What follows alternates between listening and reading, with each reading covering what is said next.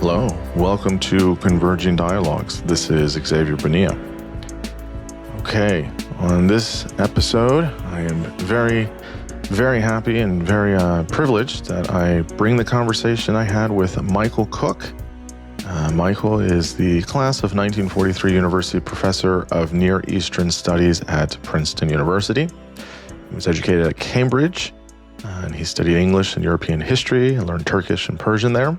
He was also educated at the School of Oriental and African Studies in the University of London, where he emphasized research on the Ottoman population history in the 15th and 16th centuries. And he spent many years teaching and researching Islamic history at the School of Oriental and African Studies. He is the author of numerous books, including the most recent, A History of the Muslim World from its Origins to the Dawn of Modernity. And that is just out through the wonderful Princeton University Press. And it is a masterpiece. It is a fantastic book. It is very big, as I mentioned a few times in the conversation. It's almost 1,000 pages. And it is brilliant. It is really, really quite fantastic. If you want a one-stop shop of the Muslim world and Islamic history, from its origins, from when it starts in the 7th century up into, right at modernity in the early 19th century, this is the book. I have to say, one of the most spectacular things about the book is the writing is terribly clear. It's not overly dense. It doesn't use a lot of jargon. It's not dry. It's quite engaging. It's very clear. It's very, in some senses, linear. Everything kind of flows very well. It's just exceptional writing. And I think that really helps carry it through.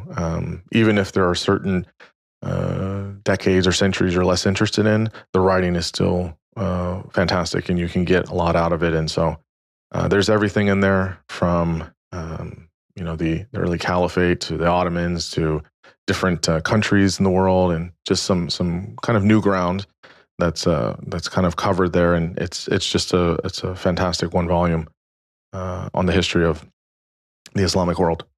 So I was very honored to talk with him, and he was very kind to give me over 3 hours.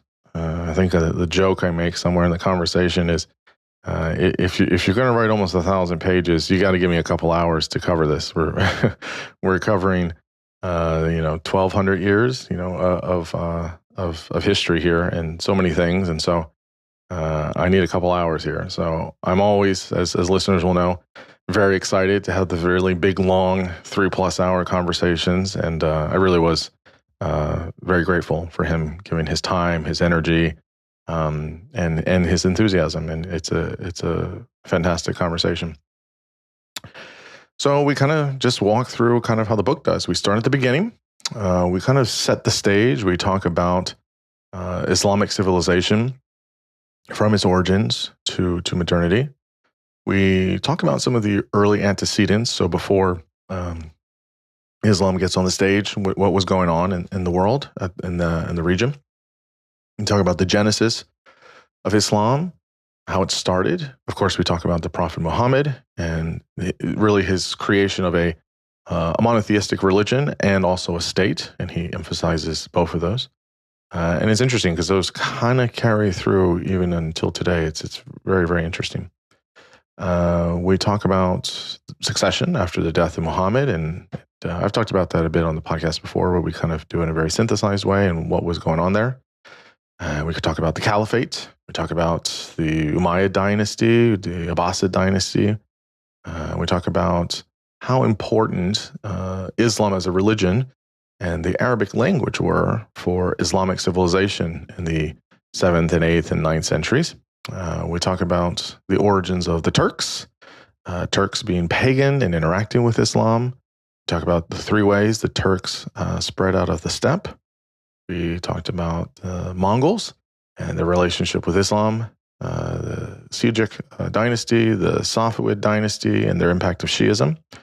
The interesting thing about that is how in the 16th century Iran makes the turn to Shiism and kind of stays that way until present day. It's very, very fascinating history there.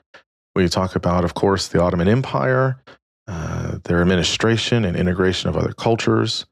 We talk about the spread of Islam into India by conquest and through merchants, Islam in Southeast Asia and around the Indian Ocean. We talk about Islam in the Sahara and Central Africa, some of the conflict between Christians and Muslims in Ethiopia.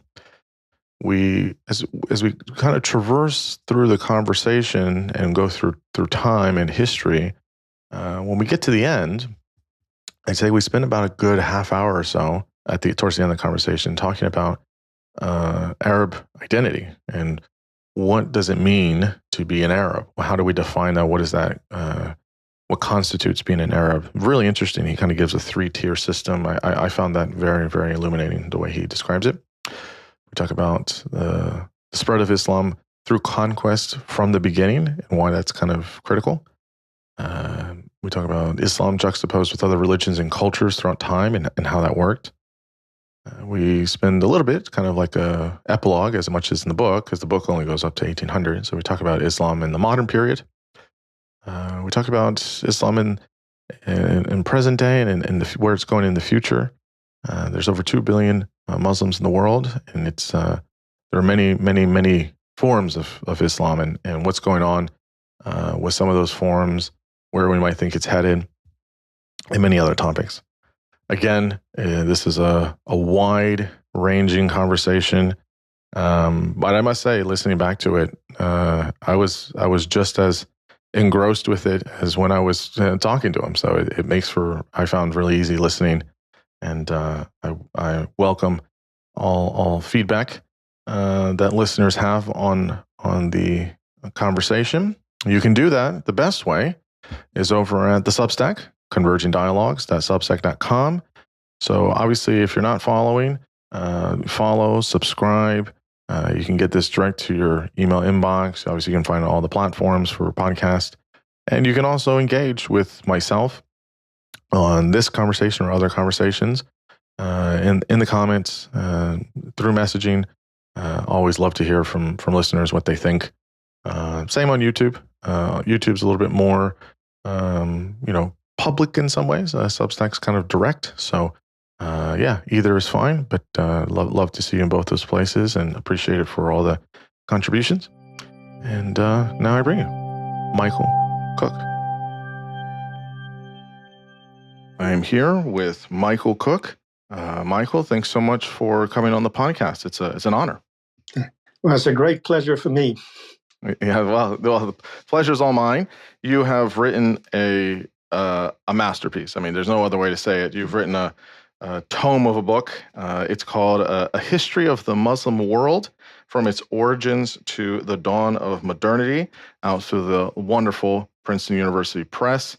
And this is a big one. This is 900 pages long, and it's actually not that many notes. So it is a lot of 800 plus pages of written work, and it was an absolute delight to read. So we're going to talk all about it. Before we do, just tell listeners just kind of a snapshot of who you are professionally, academically, and what you're currently thinking and writing about. Okay, right. Maybe the best way to do this is to start by saying I was born into an archaeological family. And that meant that at the age of 7, I was running around on an excavation in Turkey, getting in people's way. And there was a Turkish archaeologist there who had done his primary education before 1928, when they switched the scripts. Wow. From the Arabic script to the Latin script. And he wrote all his notebooks in the in the Arabic script. And I got very intrigued by that, and I asked him to write out the Arabic alphabet. And I learned 2 letters, and then I kind of got bored and went off to play. So that's the beginning of my contact with my field. I didn't learn the other letters till I was 19. And in between, things happened. Like in my early teens, I thought I was going to be a physicist. And it still really matters to me. to think that I could have made it as a fifth-rate physicist if I'd really tried. But that meant doing a curriculum of math, and physics. And after 2 weeks of that, I couldn't take it anymore. And I bailed out into history and English literature. I wasn't much good at the English literature. The history I could handle. Then I also got interested in obscure languages, in exotic scripts. And at some point, I made maybe the one rational choice I've made in my life, which was to put together the history and the exotic languages and work on some non-Western historical field with those languages. Now, I'd figured out that if I did English, European history, everything would be very sort of densely populated. Whereas if I went out there, I'd have more chance to make a mark. So I then went up to Cambridge and I did 2 years of history to learn how it's done, 2 years of Oriental studies to learn Turkish and Persian. And then I went to London University and put them together. And basically that's what I've been doing ever since. Wow. That's quite a life, and it's quite a story there. How many languages do you know? English, obviously. Yeah, English on a good day, I would say. Other languages, I mean, I know what to do with them, so to speak. Nice. I know them in some ways and not in others. Nice. I mean, as a kid, I lived in Greek for a certain amount of time, and I can still speak modern Greek with a pretty good accent, which gives people the idea that I really know the language, and I don't. Turkish, at the age of 19, I started learning that, and I lived in Turkey. Maybe I spent 2 years of my life living in Turkish. But say Arabic, that's just something I picked up on the side, and I read Arabic for my research, but I've never developed a serious ability to live in it. And there's other languages, that I know what to do with if I have to. Yeah, no, that's great. Yeah, you're doing all this research. I'm sure you have to kind of get it, good at some of it, at least the shorthand. So that's great. So this book takes us from the beginning of kind of the founding of Islam all the way to about 1800, kind of this dawn of modernity. What was it about this period? Obviously, post 1800 till present has a lot of history. So if you have a sequel in the works, that would be the sequel, I guess. But what was it about telling the story and traversing all the places and cultures and groups and civilizations you do from within this period? What was it that made sense to do that? Right. I think there is two really enormous transitions that have taken place in the Middle East and what becomes the Muslim world in the last 1500 years. And one is the rise of Islam and the formation of Islamic civilization. And the other is the impact of Europe getting really serious in the 19th century. And those two they're very different stories. The first story, the rise of Islam, the formation of Islamic civilization, and the next many centuries after that kind of hangs together. Then when you get the impact of the West, it's an extremely disruptive impact. The rules of the game are changing very drastically. And to be pragmatic, there's an awful lot of specialists around who know a lot more about it than I do. So I felt much more comfortable talking about the period before 1800. And then I added that that final chapter where I create a kind of narrow bridge between 1800 and the present, but I don't cover it in the same kind of, I'm trying to be systematic, so to speak, before 1800, not after 1800. Yeah. What is it about, I guess, we'll get all into it, but this idea that there was you talk about in different parts of the book of that there's a Islamic civilization that occurs. Are we still living in that time with the Islamic civilization? obviously there's the religion of Islam, and various people groups will believe in Islam as a religion or practice. But in terms of Islamic civilization, is that still around in the modern age, or do you think that kind of stopped at a certain point? How is that kind of disentangled from how we understand just Islam as a religion or culture? How do we make sense of that?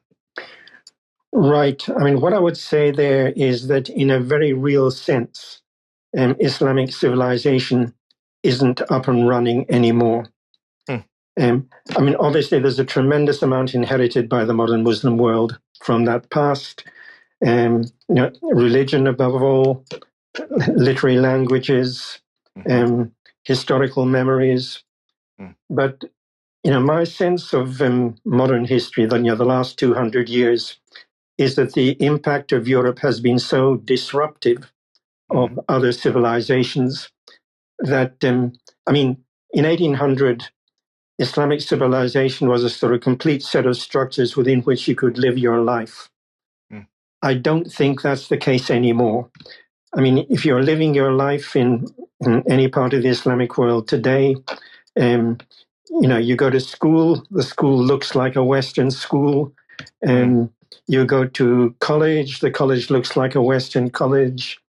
You take governments, they're structured in the way Western governments are structured.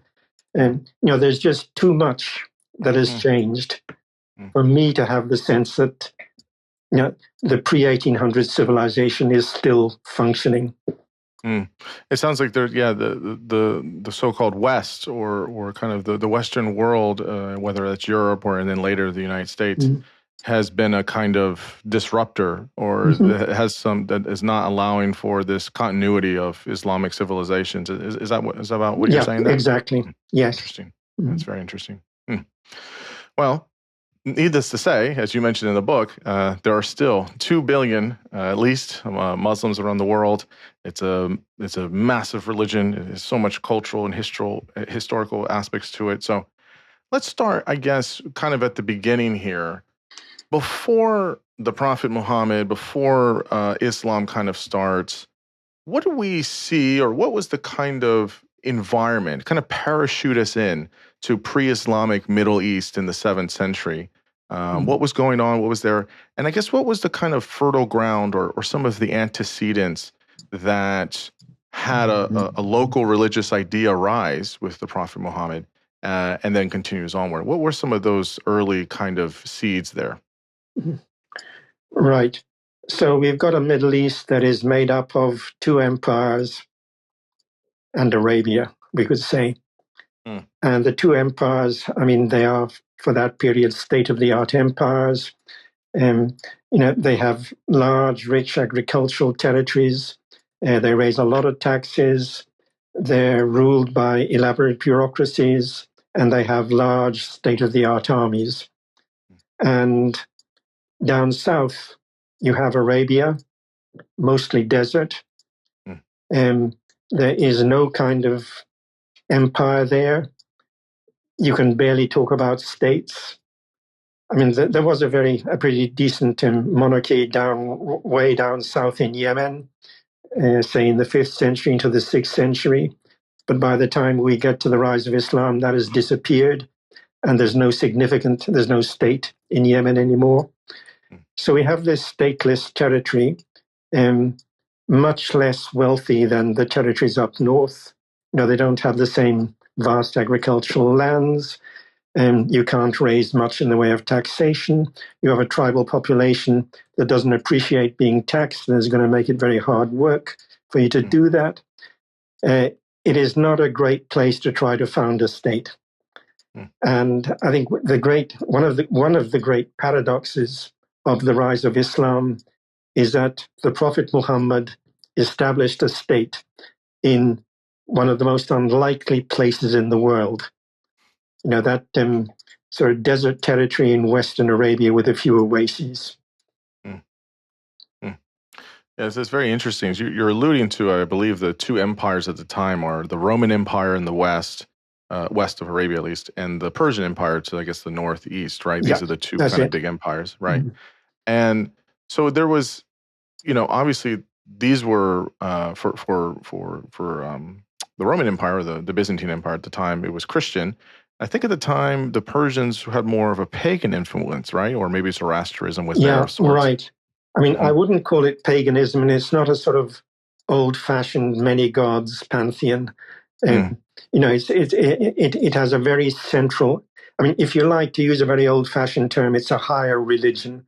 It has a very central conception of a cosmic struggle between good and evil, with a good God and a sort of bad devil. Yeah. That's helpful. So you have these two big empires that have different types of religion. When there's the birth of a religion or birth of a civilization, even, but when you have a new religion that forms, it's in a world where there are, at the very least, kind of two big empires with two other kinds of religions to compete with. And of course, it's much been written on, at least the 700 years of war between the Romans and the Persians. And they had a lot of conflicts with some peace in between. But how does Islam coming out of Arabia kind of break through and start to take hold or take shape there? What's the kind of early story there? Right. Let's start by just going back to Zoroastrianism for a split second. You might imagine that could spread into Arabia. It does to a very limited extent, but not much, because basically the Zoroastrians aren't looking for converts. By contrast, the Christians are very much looking for converts. And I think you can say that already, by the time of the rise of Islam, there was quite a large number of Arab Christians kind of around the edges of Arabia, and that if there had been no rise of Islam, the most likely outcome in the end would have been the Christianization of Arabia. And Muhammad comes in at a point at which, if you like, monotheism is seeping into Arabia, but is not yet dominant there. And I think that's what makes it possible for him to, if you like, to customize monotheism for the population, well, initially of one part of Arabia, but in due course for Arabia at large, for the Arabs. And I think, this again is one of the great, sort of conundrums of of the rise of Islam. That, just about everywhere around the Roman Empire, peoples are converting to monotheism. And what they do is convert to Christianity. What happens in Arabia is unique in the sense that Muhammad takes monotheism and he customizes it in such a fashion that it becomes a new religion. So that's an answer to part of your question. And the other part, how does this make any impact on the world outside? And the answer is the other side of his activity, which is establishing a state in a very unlikely part of the world. And the fact that state goes on to mobilize the Arab tribes to conquer the world, a very significant part of it, knocking out one empire completely and sort of lopping off, the southern provinces of the other, the Roman Byzantine Empire. And I think you could say that if those conquests had not taken place, with the result that this Islamic state now had rich territories where it could raise lots of taxes, if that hadn't happened, this religion and that state would probably have disappeared. This is very, very interesting.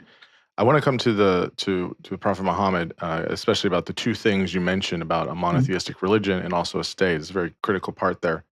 Just before that, though, at the time, in understanding the Arabian society specifically, you mentioned that it was coalesced around a form of tribalism based on patrilineal descent for nomadic and sedentary groups.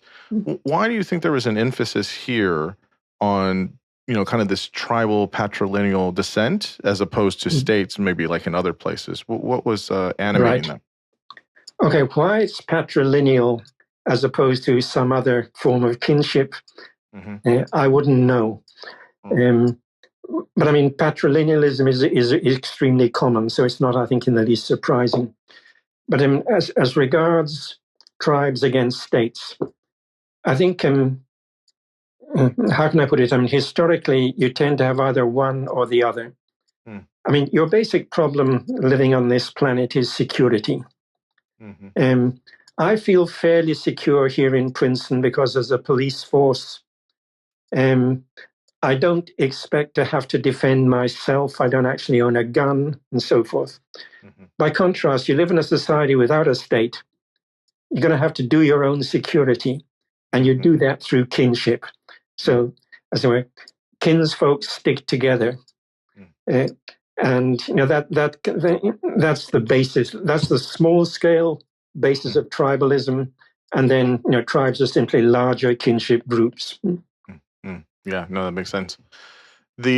So the Prophet Muhammad, who, I mean, there's, have to give the full biography, but, who was he? Why does he, where does he come from? But why does he stand out from maybe other, prophets of the time or people that would come up with ideas? What makes him, I guess, different?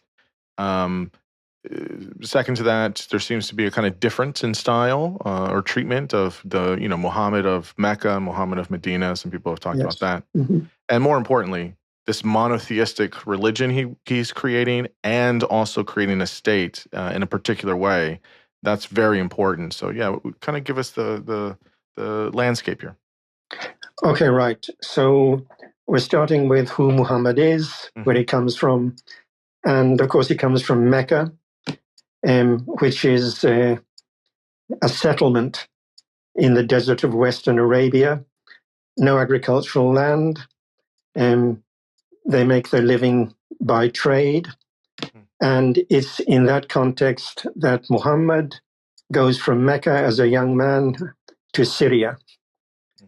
So that here is somebody who he comes from a stateless society, but he's seen what a society with a state looks like. He comes from a pagan society, but he's seen what monotheism looks like. So, and he has very relevant experience. And what does he do with that experience? Well, in the first instance, what he does is from his point of view, God calls him to deliver a message at the age of 40. And the message is a warning to the Arabs of Mecca that if they don't shape up, something terrible is going to happen to them. They better start worshipping God alone and stop worshipping other gods. So, but I mean, if that was all he ever did, we would never have heard of him. The other side of it is the state. And the state, I think, arises directly out of the protection problem, the security problem. And he himself has protection from an uncle for a lot of the time, a powerful uncle, but his followers, they're getting beaten up by their fellow tribesmen. And Muhammad needs to find somebody who will protect his followers. And the obvious thing is, and what does Martin Luther do? He manages to get the Elector of Saxony to be on his side. Now, I mean, there's no ruler in Western Arabia. Yeah, there's a ruler in Ethiopia, and he provides refuge for some of Muhammad's followers.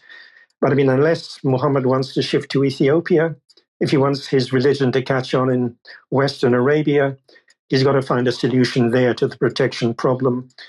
So he goes out trying to find a tribe that will protect him, and nobody's interested. He goes to the neighboring tribe of Thaqif, who live in Ta'if, and they kind of look at him and say, if God wanted to send a messenger, couldn't he have sent somebody better than you? No, he's getting the brush off. And then he gets this very dubious offer from some tribesmen in Medina, in Yathrib, which comes to be called Medina. So this is an oasis 200 miles to the north. It's a big oasis. There's quite a lot of agricultural land there, but it's completely tribal. There's no state. And it has its population is mixed Arab and Jewish. And some of the Arab tribesmen have come to Muhammad and said, if you'd like to come to us, we'll give you some support.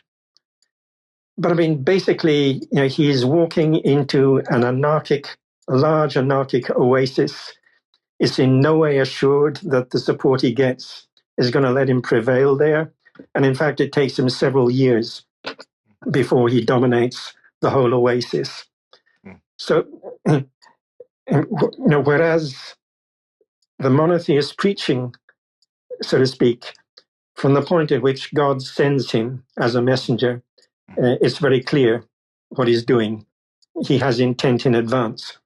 But with regard to the state, it's kind of one thing leads to another. It's not God tells him, go found a state. It's that he has to do that to solve his protection problem. And eventually he managed to solve it by working out successfully in Yathrib, which he might very well easily not have done. What is the connection here between the fact that he has successful military campaigns? Is he, this is using to create this state for these kind of security attempts, and he's, going to govern that state. But is it also the fact that he's kind of putting this new religious idea, this monotheistic message, as a kind of top spin with that? So here's a monotheistic message, and look at all these wins I have militarily, that then people say, okay, this guy's up to something. Okay, maybe he's definitely what he's saying, or all these things. We should follow him. We should believe him because we're getting wins, and he's attributing them to this monotheistic message. Is that kind of an accurate way of looking at it, or something? Yeah, else? I think that's right on target. That he's got to pull off those two things at the same time in an interconnected way, and he's got to get a bandwagon rolling.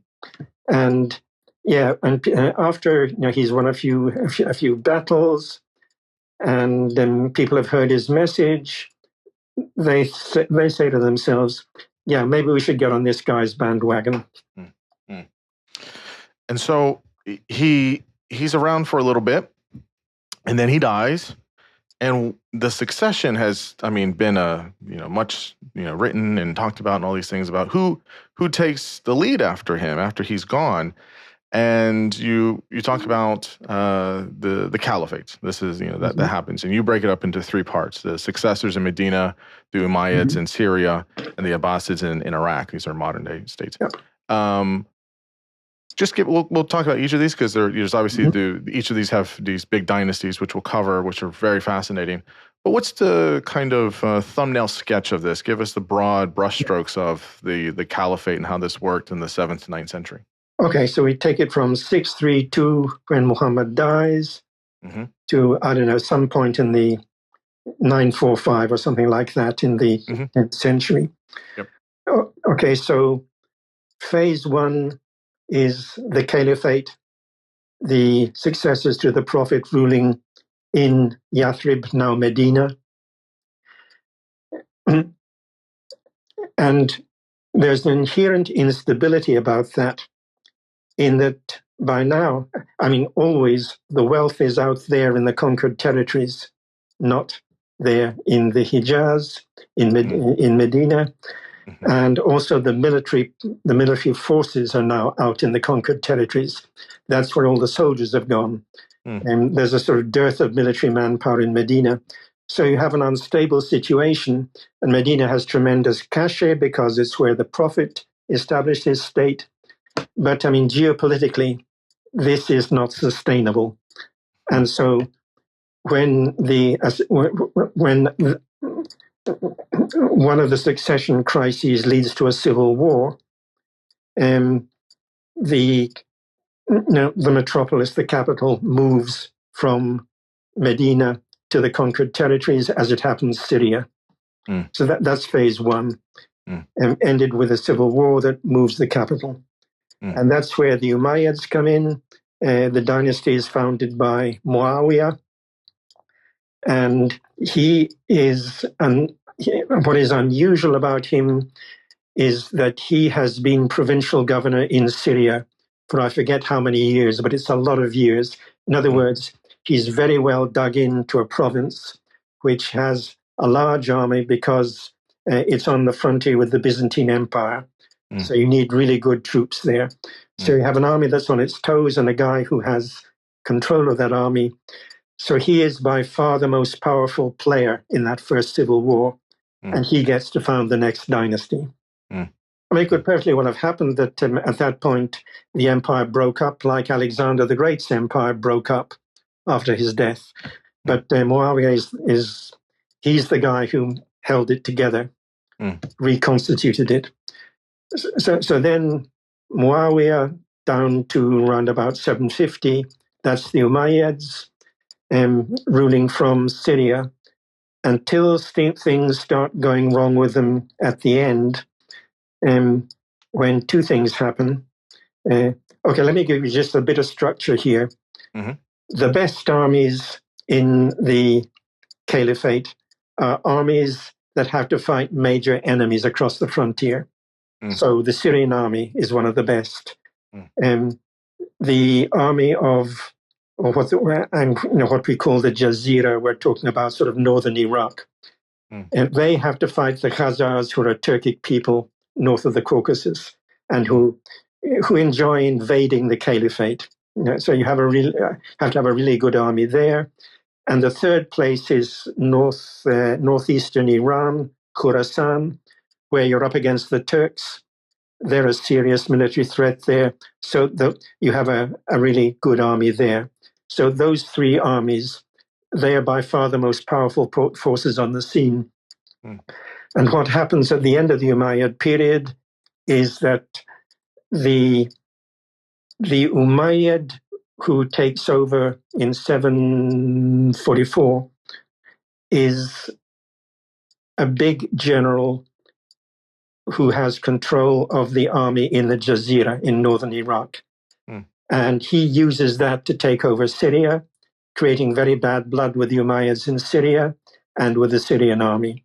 So we have an empire that, it has a strong center, but there's a lot of tension even within the Umayyads.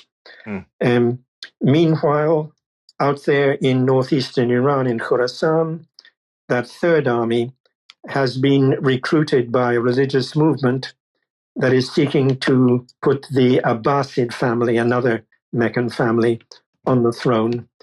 And they're the one. There's then a series of battles, and it's this Khorasan army from Khorasan that wins and establishes the Abbasid dynasty with its metropolis in Iraq. Now it's going to be Baghdad in due course.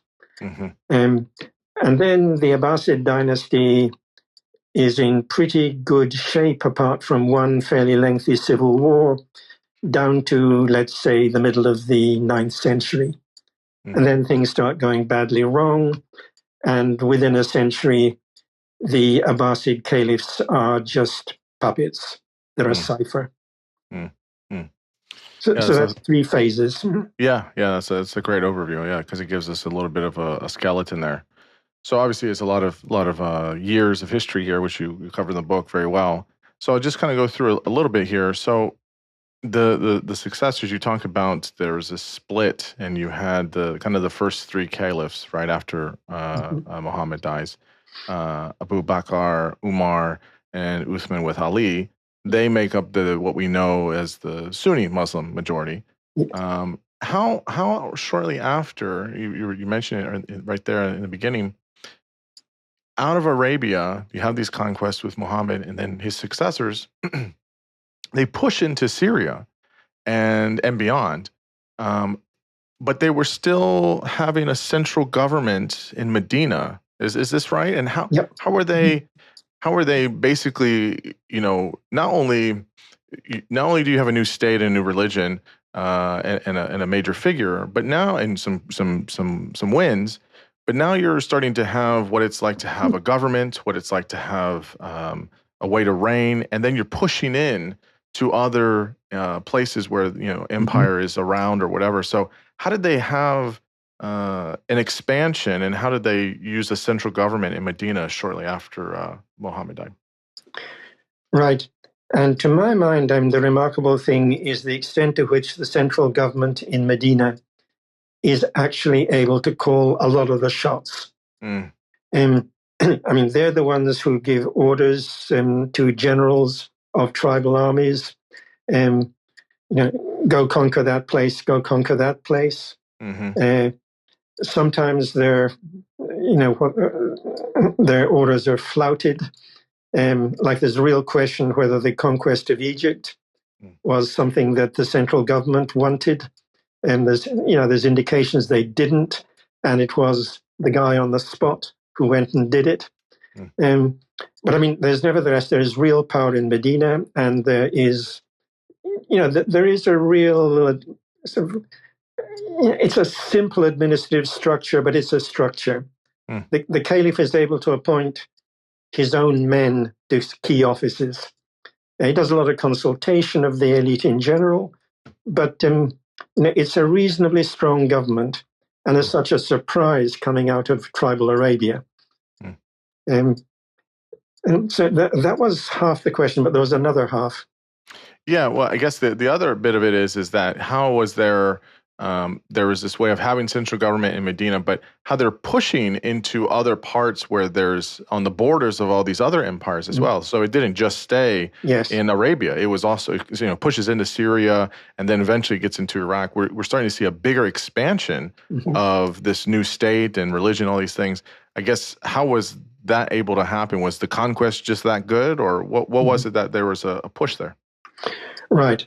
I mean, certainly, I think you can say that the government in Medina had very strong motives for conquering, because otherwise they basically don't have the resources to sustain a state.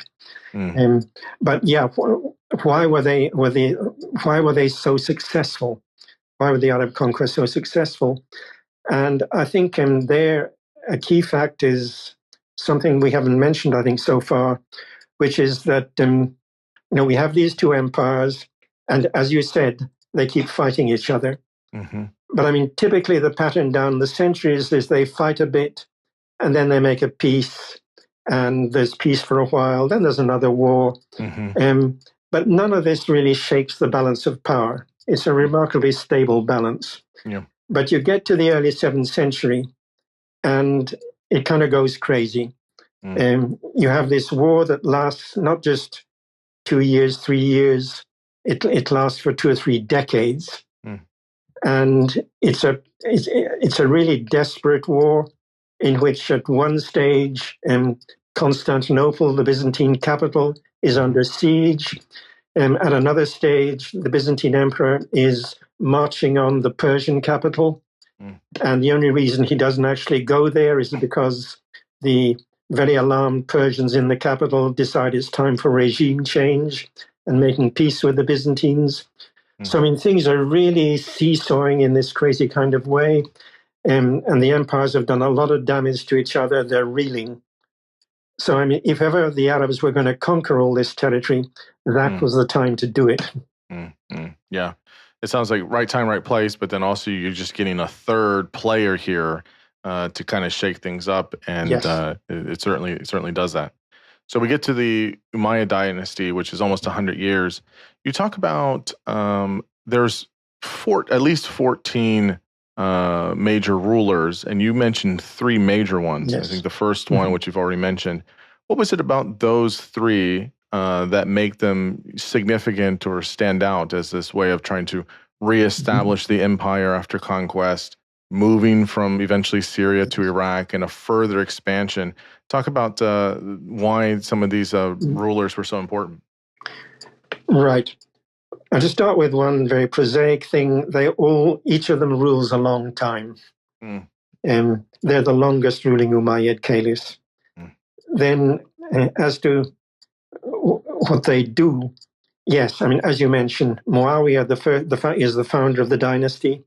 That's why I talk about him. We then have a second civil war in the 680s into the 690s.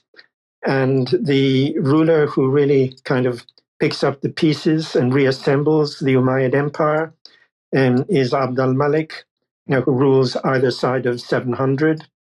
So he's a very significant figure for that reason. And then I took Hisham, apart from ruling a long time, he's kind of, I mean, the only long ruling Umayyad ruler for whom it's business as usual, you could say. What people talk about when they talk about Hisham is how good he was at maximizing his tax revenues. So it's a kind of steady, stable administration. Yeah, it's very, very interesting how you can start to see in the history they're figuring things out. They're figuring out how to govern, how to establish, how to expand, and taking advantage of these two big empires that have been at each other's throats for a while. You mentioned this earlier, and it's in the book, which I thought was really interesting, about the enemies of the Umayyads. You talked about there were hostile non-Muslim states beyond the imperial frontiers, those within the frontiers, and then those with religious or secular motives. They're all challenging the Umayyads at this time. What was it? Because this will kind of bleed into the Abbasid revolution. Was it all of these kinds of enemies kind of attacking them from within, from beyond, religious or otherwise, that kind of sort of brought it down? Or how was that specifically? Right. I don't think it's really all of those together. I don't think it's the outside powers, the Byzantines, the Khazars, the Turks, in the sense that, basically they are sort of regional challenges that the Umayyads can handle, except when they're in a state of civil war. When they're in a state of civil war, then the Byzantines are going to come in and start pushing them around, levying tribute. But provided they avoid civil war, they can handle those external non-Muslim powers. The non-Muslims within the empire, they make some trouble, but they don't make really serious trouble.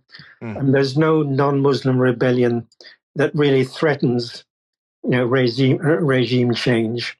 So I think the real dangers, they come from within the Muslim community, and from a combination of the survival of a lot of tribal spirit, which is a very insubordinate kind of spirit, plus Muslim sectarianism. The fact that you get these sectarian forms of Islam for whom the Umayyads are unbelievers and who wish to replace the Umayyads with what they regard as the proper righteous caliph. The Abbasid revolution is simply the most successful of those sort of tribal plus sectarian threats. Yeah, so the Abbasid dynasty is long. It is a long time. It's about 750 to 1250-ish, around there. So we're talking about a good 400 years, 400 or 500 years. So lots to cover here. So I guess first, how did the rebellion kind of start to get to the Abbasid dynasty, and then how? It's just an absolutely remarkable feat how much they expanded across the known world at that time. We're in Spain, we're in Northern Africa, we're in Egypt, we're still in Arabia. A lot of things we'll talk about there. But yeah, just tell us how the rebellion was successful, and then how long it stayed as a dynasty for 400 or 500 years. Yeah, right. So it's a rebellion that could easily have failed, I think. And we do have a first-class army from which the troops that overthrow the Umayyads are recruited. But there are other first-class armies around, and they could easily have lost a key battle in advancing across Iran to Iraq.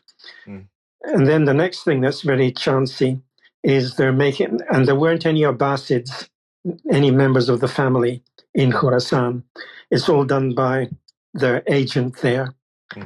And when the army gets to Iraq, making contact with the Abbasids is not that easy. And in particular, things seem to have gone badly wrong in that the member of the Abbasid family who was supposed to be installed as caliph had apparently died in an Umayyad prison.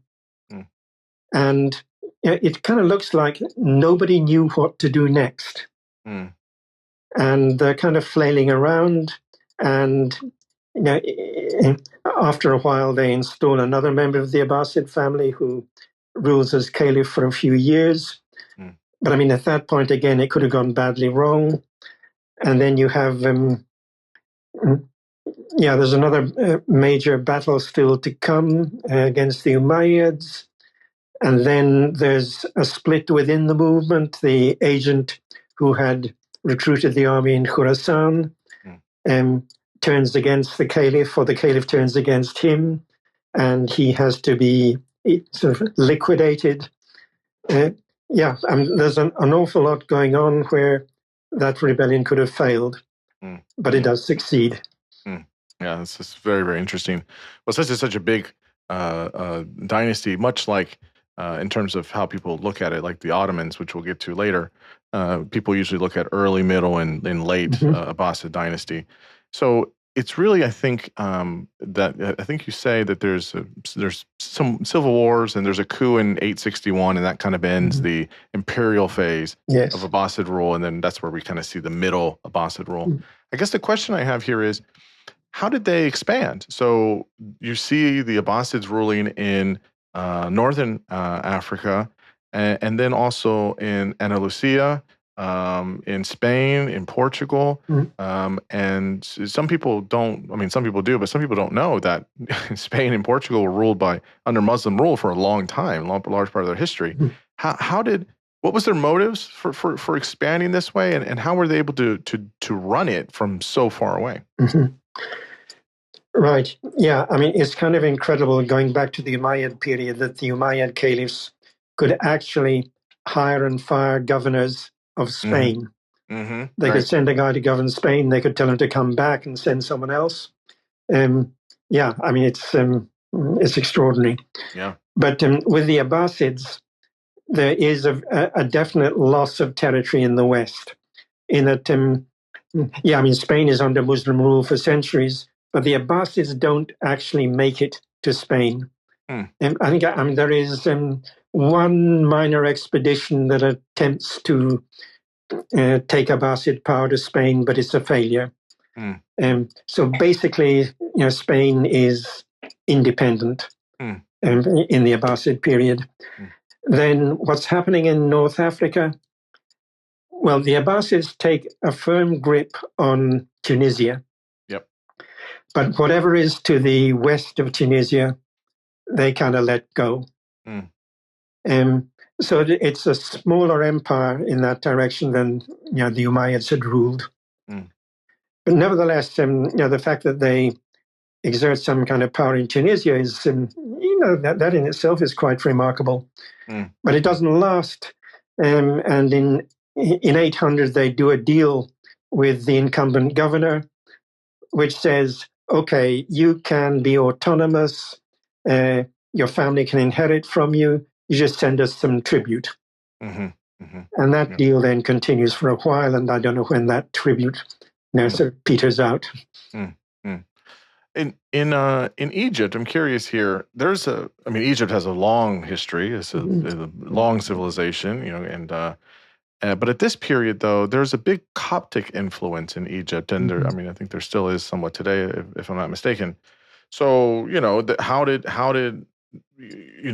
this dynasty go into Egypt? Obviously, it's a little bit closer, but how were they able to take a foothold there, especially when there's already different religious groups and there's a long history there? How did they have influence there? Okay, right.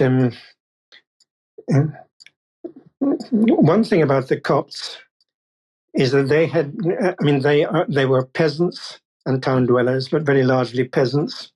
They're not tribal. They don't have that kind of tribal solidarity. And they're not as insubordinate as tribes. Now, they've been trained to pay taxes by states for a very long, for thousands of years. So that, conquering Egypt doesn't mean large-scale hostilities against Copts. It means winning against whoever happens to be ruling there, and whoever happens to be ruling is not going to be a Copt. It's the Romans, the Byzantines, and because Egypt was not on a dangerous frontier in the context of the Roman Empire, it probably had a fairly small and not tremendously effective military presence. You don't need a large first-class army to rule Egypt, unless there's a dangerous frontier. So, in other words, conquering Egypt is pretty easy. The Copts won't resist seriously, and the Byzantines don't have a strong presence. That's very, very interesting. So before we get to the breakup of the caliphate and the dynasties, you talk about that in a way of waves and troughs. We'll come to that, but I just want to reference back to something we said in the beginning, just to kind of keep the underlying theme here kind of going. Is that you mentioned sort of in this book that the emergence of a civilization is a pretty rare event. We've obviously had the Chinese and the Indians and the Greeks and et cetera. I guess for you, we talked about, building a state, a monotheistic religion or religion of some sort. But what do you see at this point before the breakup? What were the ingredients for an Islamic civilization to develop?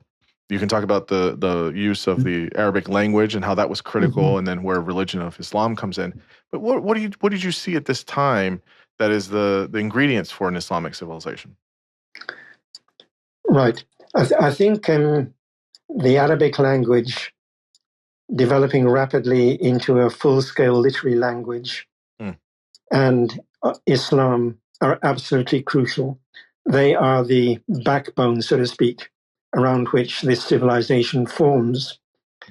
And it's the fact that the Arabs had, I think there's an interesting contrast here with the Germanic invaders of the Roman Empire, who, and if they had a religion of their own, it was some heretical form of Christianity, who didn't develop their Germanic languages into literary languages for a very long time, and who get culturally assimilated. The civilization that continues in the West is basically Roman civilization. Whereas here, the fact that the Arabs have this ethnic, this linguistic and religious backbone makes it possible for something quite different to happen. In other words, you have that backbone, and then you have all the rich cultural heritage of the conquered territories that is kind of brought piecemeal into this Islamic Arab setting, kind of absorbed, changed around, and gradually developed into a sort of complete culture within which you can live your life, read about anything you want, etc. Yeah, so it's very interesting. It's interesting how you tracing the story here of how it arises and then how massive it gets, pushing into obviously expanding, but with these very big empires, and to become kind of its own is just really interesting. Of course, though, things start to dissolve, and so you spend 3 separate chapters in the book in the beginning talking about the breakup of the caliphate in the west, east, and in the center part. So obviously, as you mentioned, waves and troughs, that's how it breaks down. But there was the Berber rebellion, right? Am I saying this right? And so tell us who they were, how their rebellion in North Africa was made up of these various sectarian differences, and you can throw in there the link of Shiism that is expanding between the Berber rebellion and rise of the Fatimids. Okay, right. So we have the native population of North Africa. That's the Berbers. They weren't known as Berbers before the rise of Islam. That's a name the Arabs foisted on them. They were known in Latin as Maori, Moors. But nevertheless, there we have a people, very much a tribal people, linguistically rather differentiated. And they are sort of conquered by the Arabs. I mean, the Arabs really do conquer Tunisia at the sort of eastern end of North Africa, Right. and then they kind of sort of conquer the rest. But the thing about Berber tribes is you conquer them, but they don't stay conquered. So that, but I mean, the Arabs were both recruiting them and treating them with considerable disrespect, like enslaving a lot of Berber girls and taking them to the Middle East. So that the Berbers had grievances. But at the same time, they had already assimilated Islam, so that they don't, say, rebel as Christians against the Muslims. They rebel as members of some heretical Islamic sect against the mainstream, which the Arabs, to a considerable extent, follow. And it's in the late Umayyad period, around about, kind of 740, that this rebellion really gets underway. It's a massive rebellion, and basically it ends Arab rule west of Tunisia. So this is a big part of the breakup in the West. Real quick though, where does the Shiism fit in there with the Berber yes, sorry, yes. So it seems that already very early as the 8th century, there are Shiites active in North Africa. I mean, it's a good idea. These Islamic heresies, Kharijism and Shiism, if you can propagate them in a tribal environment, that can work very well. And we certainly have Shiite missionaries coming in the 8th century. But in terms of making history, nothing comes of it. Except that when we get to this establishment of the Fatimid Empire, that's where, okay, maybe I should sort of back up a bit. Sure. So, in the 9th, 10th century, we have various different forms of Shiism. One of them is Ismaili Shiism. That's the one that's relevant here. And these guys in the late 9th century are awaiting the return of their imam, their kind of sacred ruler, who is in hiding, and he's supposed to come back, and then there's going to be a kind of ultimate consummation and something completely new and very exciting messianic ideas. And in the meantime, these guys are plotting in secret. They have a headquarters in Syria, but the rulers of Syria don't know about it. And they're sending out agents all over the Muslim world to try and raise military forces that they can then use to establish their rule, their caliphate, their messianic ruler. And one of these agents, he goes on pilgrimage, not out of piety, but because the pilgrimage is a great place in Mecca to make contact with people from all over the Muslim world. And he manages to make contact with some Berbers from a particular region of North Africa. And one of the reasons that he's able to strike up a relationship with them is that they had been exposed to Shiite missionary activity back in the 8th century. There's some kind of Shiite tradition there, and it's not his sect, but he's able to latch onto it. And he then, I mean, it's a tremendously exciting story. He's posing as a schoolmaster, and these guys have taken a real shine to him, in Mecca, and they're now going back to, they agree they'll travel back to Egypt together, and they're desperate to get him to come with them all the way to North Africa, which is exactly what he wants to do. And he explains that he's a school teacher, and they say, oh yeah, we need school teachers. Yes, you come and we'll pay you double salary. You want an advance, we'll give you that. And he goes with them to this Berber mountainous region in North Africa. And there he manages to organize this anarchic ethnic group, turn them into a real fighting force, and with that conquer Tunisia. And that's the beginning of the Fatimid Empire. Mm, mm, wow. That is a remarkable story. It's very interesting how Yes. he's doing this kind of espionage kind of stuff.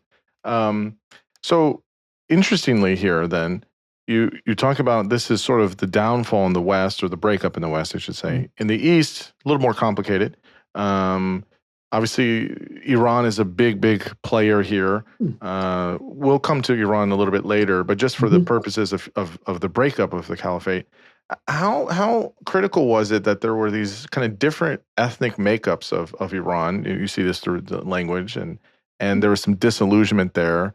What's the role Zoroastrianism plays there? And you can talk about any of the movements from the Zavids, the Imamis, the Ismaili movement you talked about in the 10th, 11th century as well, if you want. But what was the kind of downfall or the breakup that was, what were the ingredients, I guess you could say, around Iran that led to the breakup of the caliphate in the East?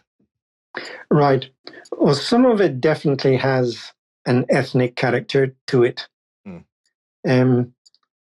Like one of there's a dynasty called the Safarids, who originate in Sistan, which is in sort of eastern Iran, sort of south of Khorasan. And that dynasty and its military forces, its Sistani military forces, they have a very strong sense of Sistani identity. We don't like foreigners coming in here and bossing us around. We're going to expel them and go conquer everything. So there's a strong ethnic factor. It's not Zoroastrian. They're Muslims, but it's definitely ethnic.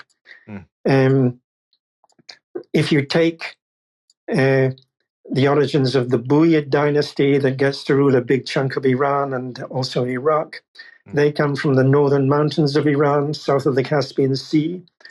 They actually take up with a heretical Shiite form of Islam. But I mean, they also produce some people, I mean, that region, it produces a guy called Mazyar, who says he is going to end the rule of Islam and the rule of the Arabs and restore the Persian Empire. And probably what he's looking to do is to restore Zoroastrianism. And this is a major military figure who, if he didn't happen to get assassinated by, I think, some of his own slaves at some point, could have reshaped Iran, and in a drastic way. Whether he could actually have reversed the Islamization at that point, I don't know. I somewhat doubt. It's a bit late in the day. But I mean, certainly he had something like that in mind. But there's also other things going on, like, just the usual pattern of, like we saw in Tunisia, the Abbasids put in a provincial governor. The Abbasids weaken. The provincial governor is able to kind of dig himself in and become autonomous, independent. So things like that are happening in different parts of Iran. Wow. It's interesting how it looks a little bit different in different places based on a variety of different variables. Finally, in the center part, the central government of the Abbasid dynasty, how did that kind of fall? What was why was it important that they were losing provinces? They weren't in control of their own army. They lost money. The things just started to kind of break down. Was this just a kind of wear and tear of campaigns and too much maybe spreading themselves too thin? What was it that really kind of brought it down in the center part? Right.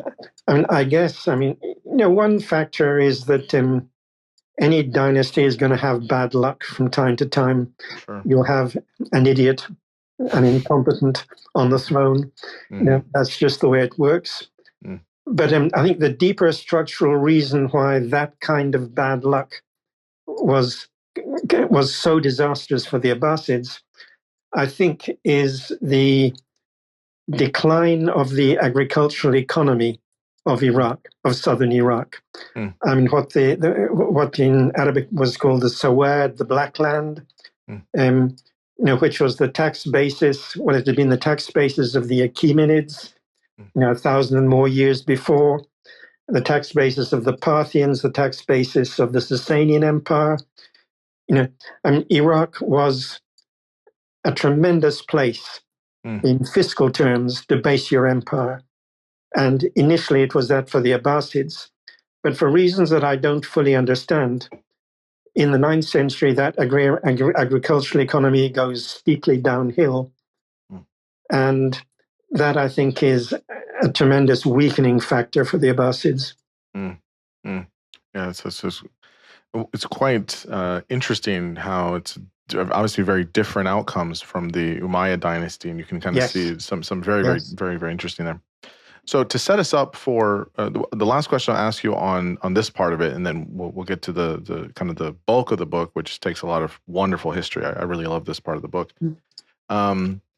Is this relationships between states, nomads, agricultural components? How are all these critical for the early part of the Muslim world? So what we've covered up till now, and as it's expanding, how does that kind of set the table, if you will, for some of the future centuries, which we'll see in the 12th, 13th, 14th, 15th centuries? How does that kind of interplay between now states, nomadic peoples, the environment? How does all this happening here in the early part set it up for the later part of the civilization you cover? Right. I think, the basic kind of default situation with states, nomads, and agriculture is that states and agriculture go very well together, and they don't go well together with nomads. Nomads are at best a nuisance and at worst a disaster. Now, the big exception, obviously, is the Arab conquests. When through this new religion, they managed to get the Arabs together and kind of beam them out coherently in these conquests. But after that, by and large, Arab nomads are going to be a state eroding factor rather than a state building factor. And that's a big generalization. I could qualify it, but I think it's good enough. So that after the initial conquest, nomads are not going to be particularly good news for states. Yeah, that makes. I like that framing. It makes a lot of sense. Yeah, for sure. So we have the rise of Islam with the Prophet Muhammad. We have the two dynasties.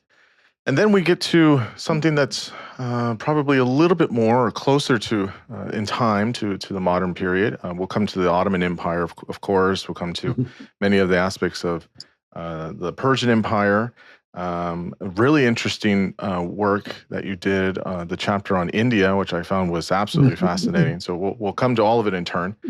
So the next place we turn to, though, is the Turks. So the Turks are a fascinating people group, long people group.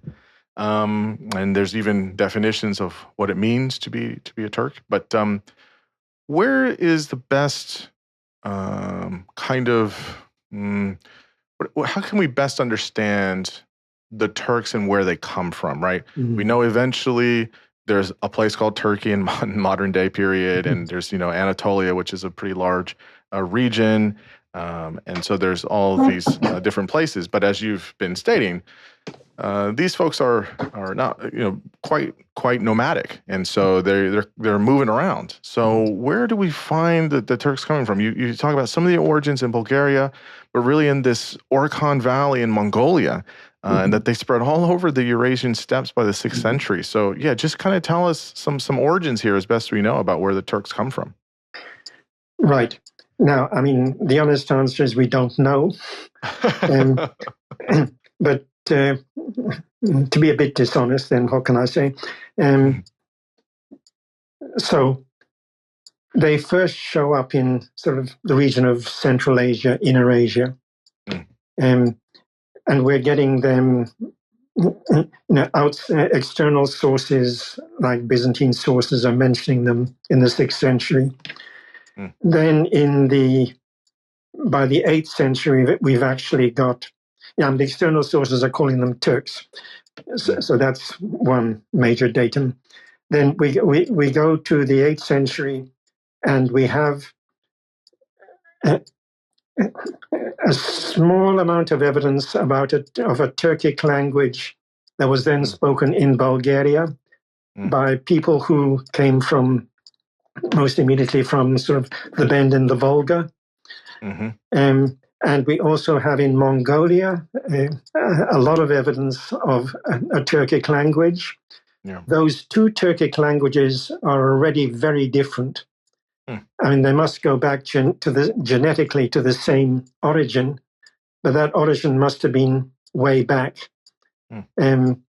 So a kind of guess would be that the Turks originated somewhere in the eastern steppes, a few centuries before the 6th century, and then start to show up in the 6th century. Yeah, interesting. You mentioned this main figure. I'm going to say this wrong, so forgive me. Bilge Kokan, and how he was interested in China and some interest there. But who was he, and why is he important? Why do we need to know about him for the Turks' history? Okay, right. So he is in the first half of the 8th century. And this is a period when we have actually two kind of brother Turkish empires in the steppes. And his is the eastern one. So his kind of metropolitan area, he's a nomad, but his metropolitan area is sort of what's now northern Mongolia. Now, him and China, the crucial thing is that China is the nearest large, powerful, rich state in his world. And it's a very large, very powerful, very rich state. And he's really very mixed up about it. On the one hand, there are certain things about China that he's really very enthusiastic about. He likes their goods, the textiles they make. He's extremely pleased that when his kid brother has died and he's building a mausoleum, the Chinese emperor has sent Chinese artists who are going to decorate it. And they can do things like that. The Turks can't. But on the other hand, politically, he's very mistrustful and very hostile to the Chinese. He says you should keep your distance from the Chinese. You get too close to them, you'll end up, they have genocidal designs on you. Just keep as far away as you can and trade with them. So, as I say, he's really very mixed up about the Chinese. Yeah. And there's a tremendous irony about the inscriptions that he puts up, in particular this one that he makes to commemorate the death of his younger brother. You go around to the back of the stone, and there's a Chinese inscription put by the Chinese mission that was sent with condolences on the death of the younger brother. And the Chinese inscription describes Bilge Kaghan as our son, which of course has the undertone, he should be obeying the Chinese emperor. So you can see some of the kind of reticence that he might have. There's kind of this mix. I can see that. Yeah, that's for sure. Before we go to their spread, because obviously the Turks, were spread outside of the steppe. Tell me about their religious makeup. So you talked about at this period they were predominantly pagan. Yep. And were they resistant to other religions? How I'm sure we'll get to this, but what's the kind of hints that we get that they start converting to Islam or then identifying with being Islamic, maybe even over the kind of Turkish identity? There becomes this kind of this blending, it seems, of sorts. Talk about their origins with paganism. Right. My assumption would be that they're not particularly resistant to world religions that come to their notice. They have this paganism, and we learn a little bit about it in Bilge Kaghan's inscriptions. He talks about the Turkish god and other sort of spiritual presences. But basically, I think what happens is that when the Turks expand and come really close to the Muslim world, and they start to learn about Islam, they actually assimilate it pretty easily. Mm. You know, we don't have too much in the way of real historical evidence of how it happens, but there's an interesting traveler who passes through the territory of the Turks, who are sort of not just to the north of Iran in the 10th century. And he talks about how if a Turk meets a Muslim, he will start parroting the Muslims' Arabic phrases. They like to hear the Quran recited. They recite the Confession of Faith. He doesn't think they're sincere. He thinks they're just trying to schmooze with the Muslims.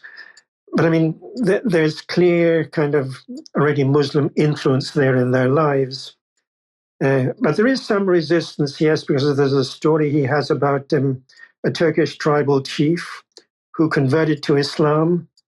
No, I think he wasn't chief, but he was a big tribal figure. He converted to Islam, and then he wanted to be chief. And the tribesman said, no, you can't be chief if you're a Muslim. So he reconverted to paganism. So there was some kind of resistance there. But basically, you don't get a sense that it was a very big deal to get the Turks to convert once they come within the orbit of Islam. Interesting. So in their spread, you're talking about three ways in which they spread outside the steppe, through enslavement, adjoining, and conquest. Could you talk about how you see it in these kind of three kind of pillars or prongs of how they spread outside the steppe? Right. So in the 8th century, one caliph in particular decides that importing Turkish cavalrymen as slaves is the way to go to have a really first-class army. And that kind of sets the tone, and they're doing that for centuries. When we get to the Mamluks, the Mamluks are exactly that.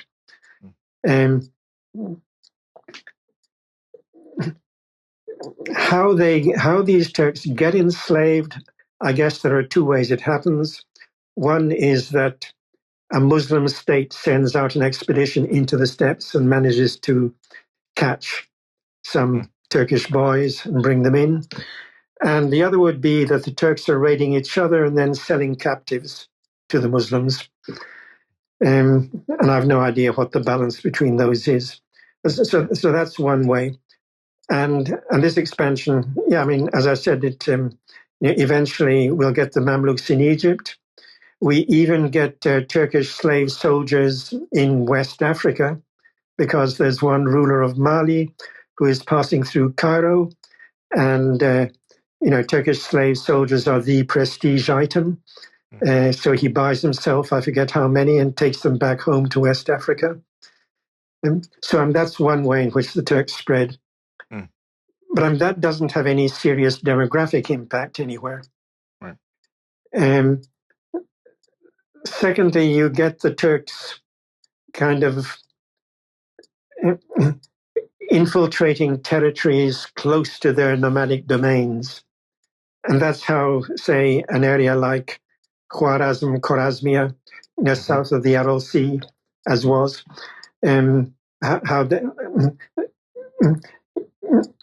that region had an Iranian population with an Iranian language at the beginning of Islamic times. It's now completely Turkish-speaking. It was, the Turks kind of infiltrated, took it over.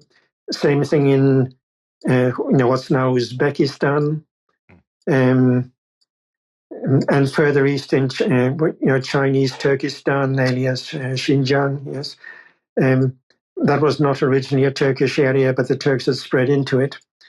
And then you get, thirdly, large-scale Turkish conquest, and that's what takes the Turks into the Middle East and into India. So it's interesting how their spread is in these three different ways. One of them is maybe more violent, a kind of conquest. One is a not a volitional one. There's enslavement, and one is just kind of happenstance. We're on the Yes. border here, and it connects, and so we'll assimilate.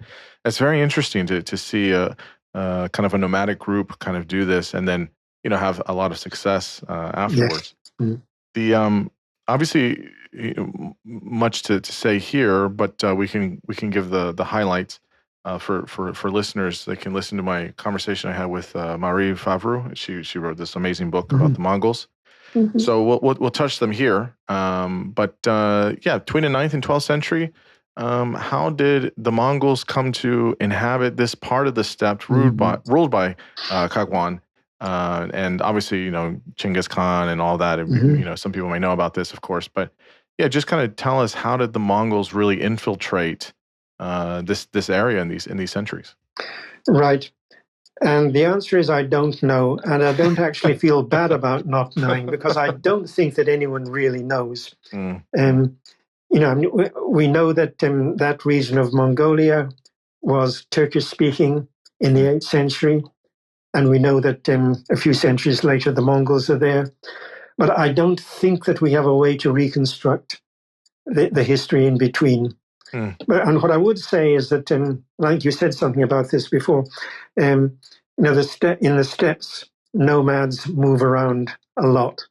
So that people can be here in this century and there in another century. So that although we can't reconstruct this process, it's not surprising. This is, again, I find these types of things, I'm always curious as to, we can't know, of course, right? But it's interesting based on the behavior, mass amounts of people, behaving in a way of saying, what's their motivations? What are they up to? Why? What are they moving around to? Sure, resources, things like that. But I just find it very, very fascinating that way.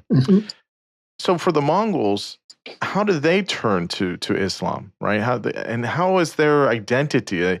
Identity questions here seem, maybe more complicated than they are even today in a modern time, right? You have this partly Turkic, partly Mongol, partly Muslim. So what do we make of this? How did the Mongols turn to Islam, and then how do they kind of see that fusing with their identity? How does that work? Right. Okay, first, I think the Mongol conversion to Islam is in a way very different from the 11th century Turkic Oghuz conversion. In that the Oghuz seem to convert before they actually enter the Muslim world, and they pick it up as they come in. And they don't have any sense that there could be an alternative. Islam is the only kind of world religion that they know about, those particular Turks. By contrast with the Mongols, they come in as pagans, and for the next few decades, the Mongol elite in Iran, for example, is playing with different world religions. And there's this Mongol ruler in the early 14th century who has baptized Nicholas. Presumably his mother must have been a Christian. And then at some stage, he gets into Buddhism. And then when he's done Buddhism, he gets into Islam. And he has a Sunni phase, and he also has a Shiite phase. I think the thing about the Mongols is, one, they have options. They know about all these religions. And two, they have a sense that they're on top of the world, and they don't particularly have to please anybody. They can do what they fancy, and they kind of romp through these religions. Whereas the Turks in the 11th century is almost like a captive audience. They don't have an alternative. Now, in terms of identity, of course, one thing that complicates it is that, say, in Iran, the Mongol presence is probably demographically quite limited. And a lot of people who are part of their entourage are Turkic, not Mongol. And they eventually kind of disappear, I think, into this Turkic population. You have to go to Afghanistan to have a group that calls itself Mongol for down the centuries. or further afield. But so I think their story kind of tends to fold into the Turkic story of Turkic origins. And that's where, the Turks, so many, the Arabs have no problem with Islam. It resonates with their identity. Everybody else has a bit of a problem. Yeah. And, they may look for some way to solve their problem. And the way the Turks do it is by this story I have somewhere in the book, that the original Oghuz Khan, the ancestor of the Oghuz Turks who invaded in the 11th century, that he was a Muslim and in a pagan environment, but somehow he was a Muslim, and he refused to suckle at his mother's breast because she was not a Muslim until she converted. And you're kind of reading Islam back into the very origins of that Turkic group. And yeah, we have various peoples doing things like that. Yeah. Well, I think there's something about that of saying, how are we wrestling with these ways of identifying?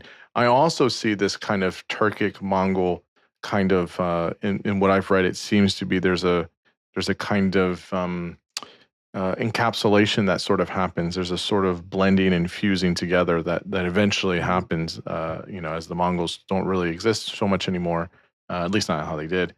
And it's very interesting how that kind of morphs into one thing or the other. And then, there's these kind of corrective retelling of a history or whatever. So you get us to the Seljuk dynasty, which is 1040 to 1194. And this is in and around Iran. Yep. So this is where it starts to get not confusing, but definitely can get a little interesting because of this ways in which people are identifying. So this dynasty is seen to be as stemming from the Oghuz, who are also named as the Turkomans, right? This is the names. So how did the Oghuz Turks expand from the steppe into Iran? Because we have a whole dynasty there in Iran. So this is just sort of a kind of origin story, which has its heart in, these Turkomans, these Oghuz Turks that were spreading from the steppe. So how did they kind of become a part or have origins with the Seljuk dynasty, and then cohabitate alongside the Seljuks and the Oghuz as separate? Tell us this kind of complex story here. Right. So we have these Oghuz Turks kind of on the borders of Iran. They have a ruler, but he doesn't seem to be up to much, and he doesn't make any history. They start to enter the Islamic world not as conquerors, but as mercenaries. They're the same great cavalrymen that Muslim states are importing as slave soldiers. People want them in their armies, so they can come in and get paid. And the way it kind of looks, and we don't actually see this happening, but what it looks like is that after they've been doing this a while, they realize that we could actually take over this show. We don't have to just be employees. We can run it. And then they start conquering, and they conquer this pretty large Seljuk empire. Okay, now, how did the Seljuks come in? So this is a family that's been involved in this kind of mercenary activity. So, they have fairly large bodies of Oghuz troops at their disposal, and they somehow managed to parlay that leadership role into establishing a dynasty. It's as if, when you had the Swiss mercenaries in Italy in Renaissance times, if instead of just getting paid, they'd taken over and established a dynasty, a Swiss dynasty. That's the kind of thing that's happening. I see. So what's the difference then, I guess, a major difference between a Mongol invasion of the Seljuk dynasty from the August invasion, right? So you're talking about these mercenaries. Well, we'll just take over. But then the Mongols come into play here, and when they did, you make it clear that they invaded as probably pagan, and then they, as they kind of invade the Muslim world here. What's the difference there, right? Was it more violent, or was it more aggressive, or was it how was it different?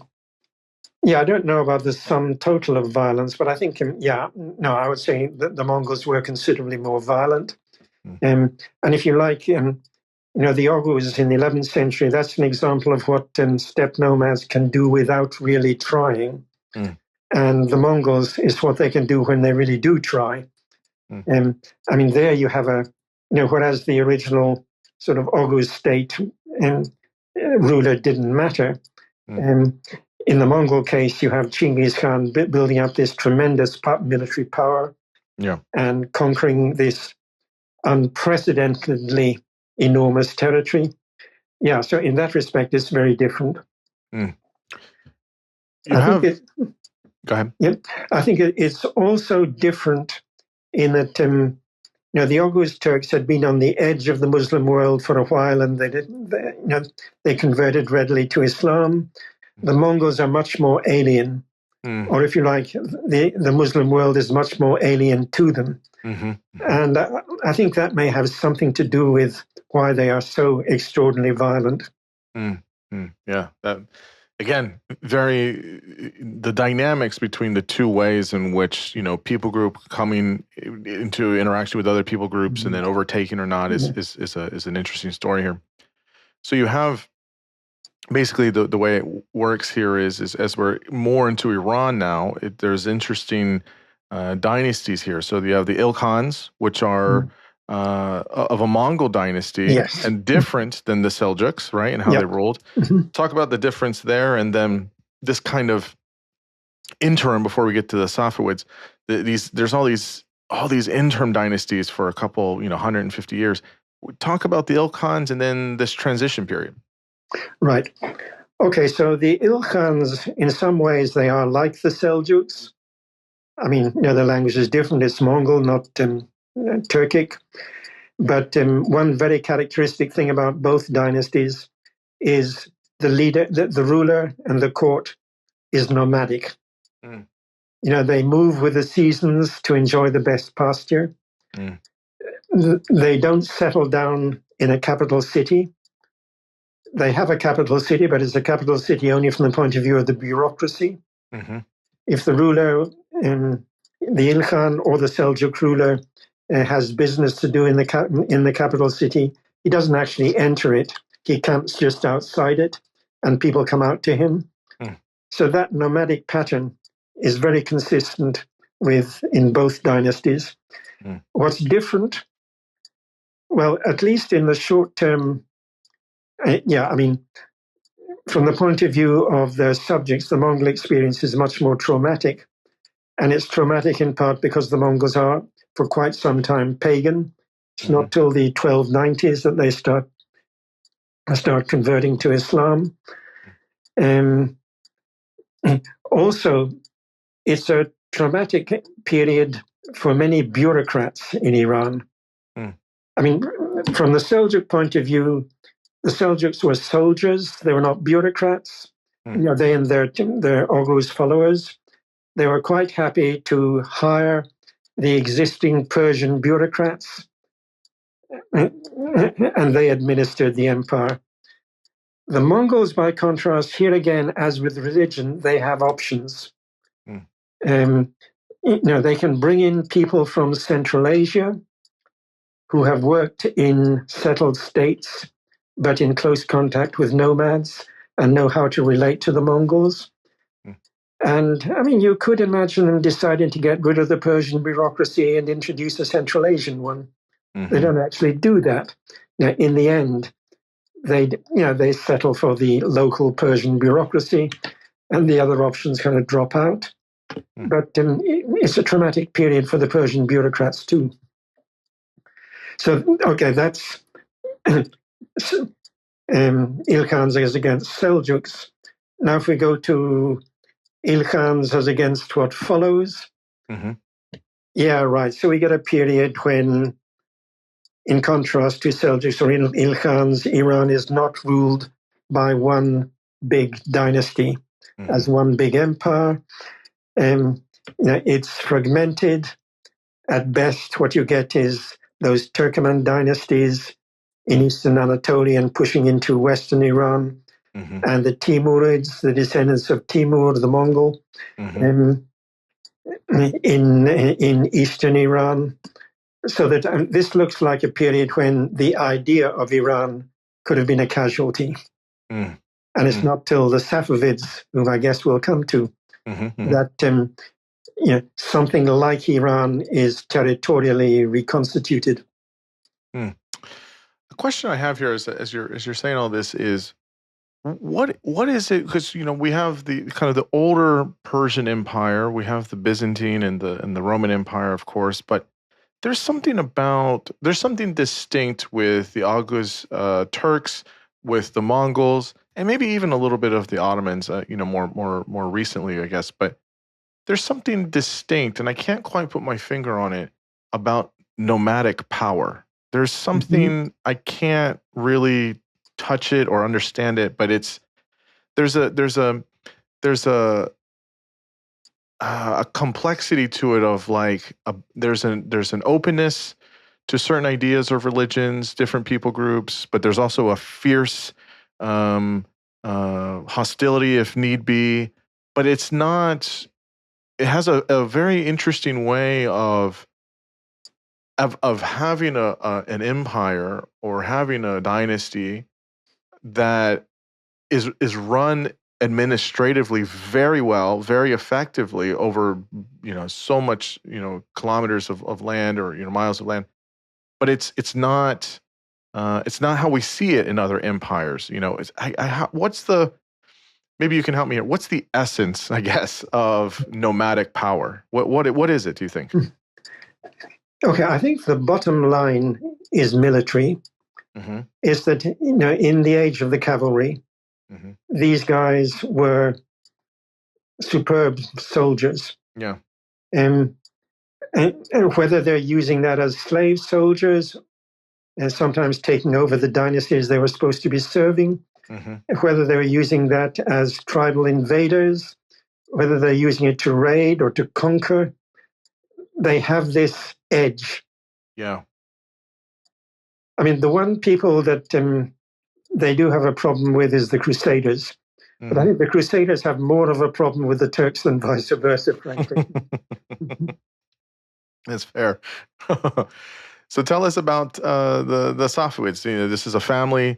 Seems like they were a different kind of steppe nomad, but there's this big dynasty that Iran has this turning from Sunni Islam to Shia Islam in 1501, and if I'm not mistaken, it's been that way until present day Iran. Is this correct statement? So you're talking, what are we talking?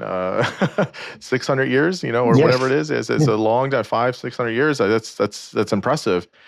At this point, I felt like, as I was reading that this is where, I mean, obviously there's a longer history, as we've mentioned at various points, of the kind of Persian Empire. You have the Scythian Empire before that, and the breakdown between it. There's a long history there.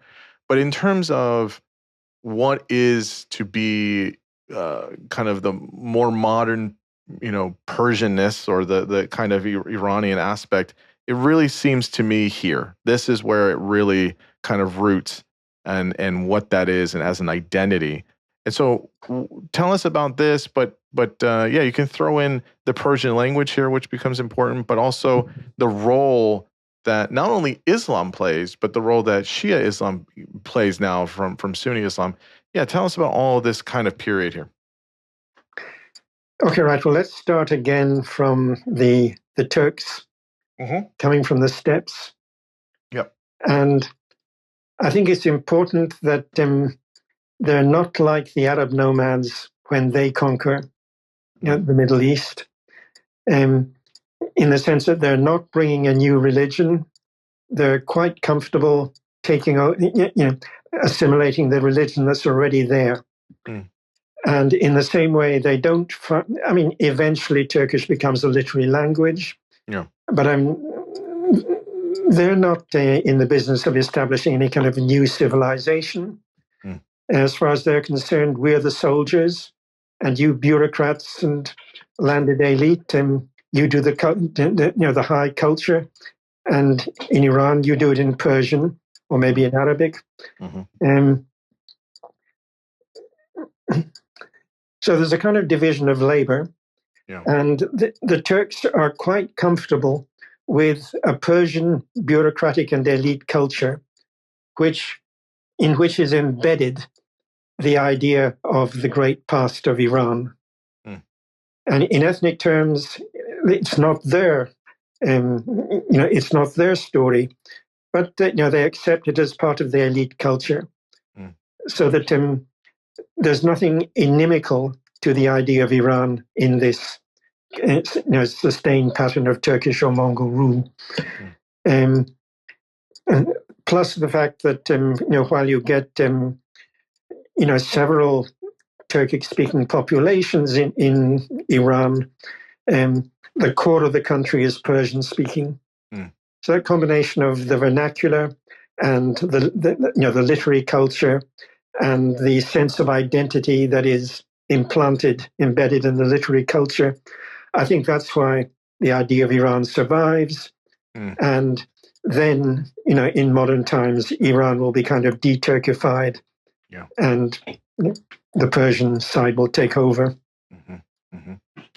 So tell us, I guess, about the Safavids, as a family and the dynasty there, and tell us, I guess, a little bit about them specifically as a kind of big moving force for what you're describing as this kind of identity. Right. So, I mean, it's a very peculiar story. We start with a Sufi order. Now, and it's a perfectly good Sunni Sufi order. It's based in sort of northwestern Iran. And I mean, Sunni orders, by and large, don't get into state formation. It's not what they do. But this order has a peculiar trajectory that in the 15th century, at the beginning of the 15th century, it's Sunni, and by the end of the century, it's Shiite. Now, somewhere along the way, it switched to Shiism. And what's more, it switched to Shiism in a very way out kind.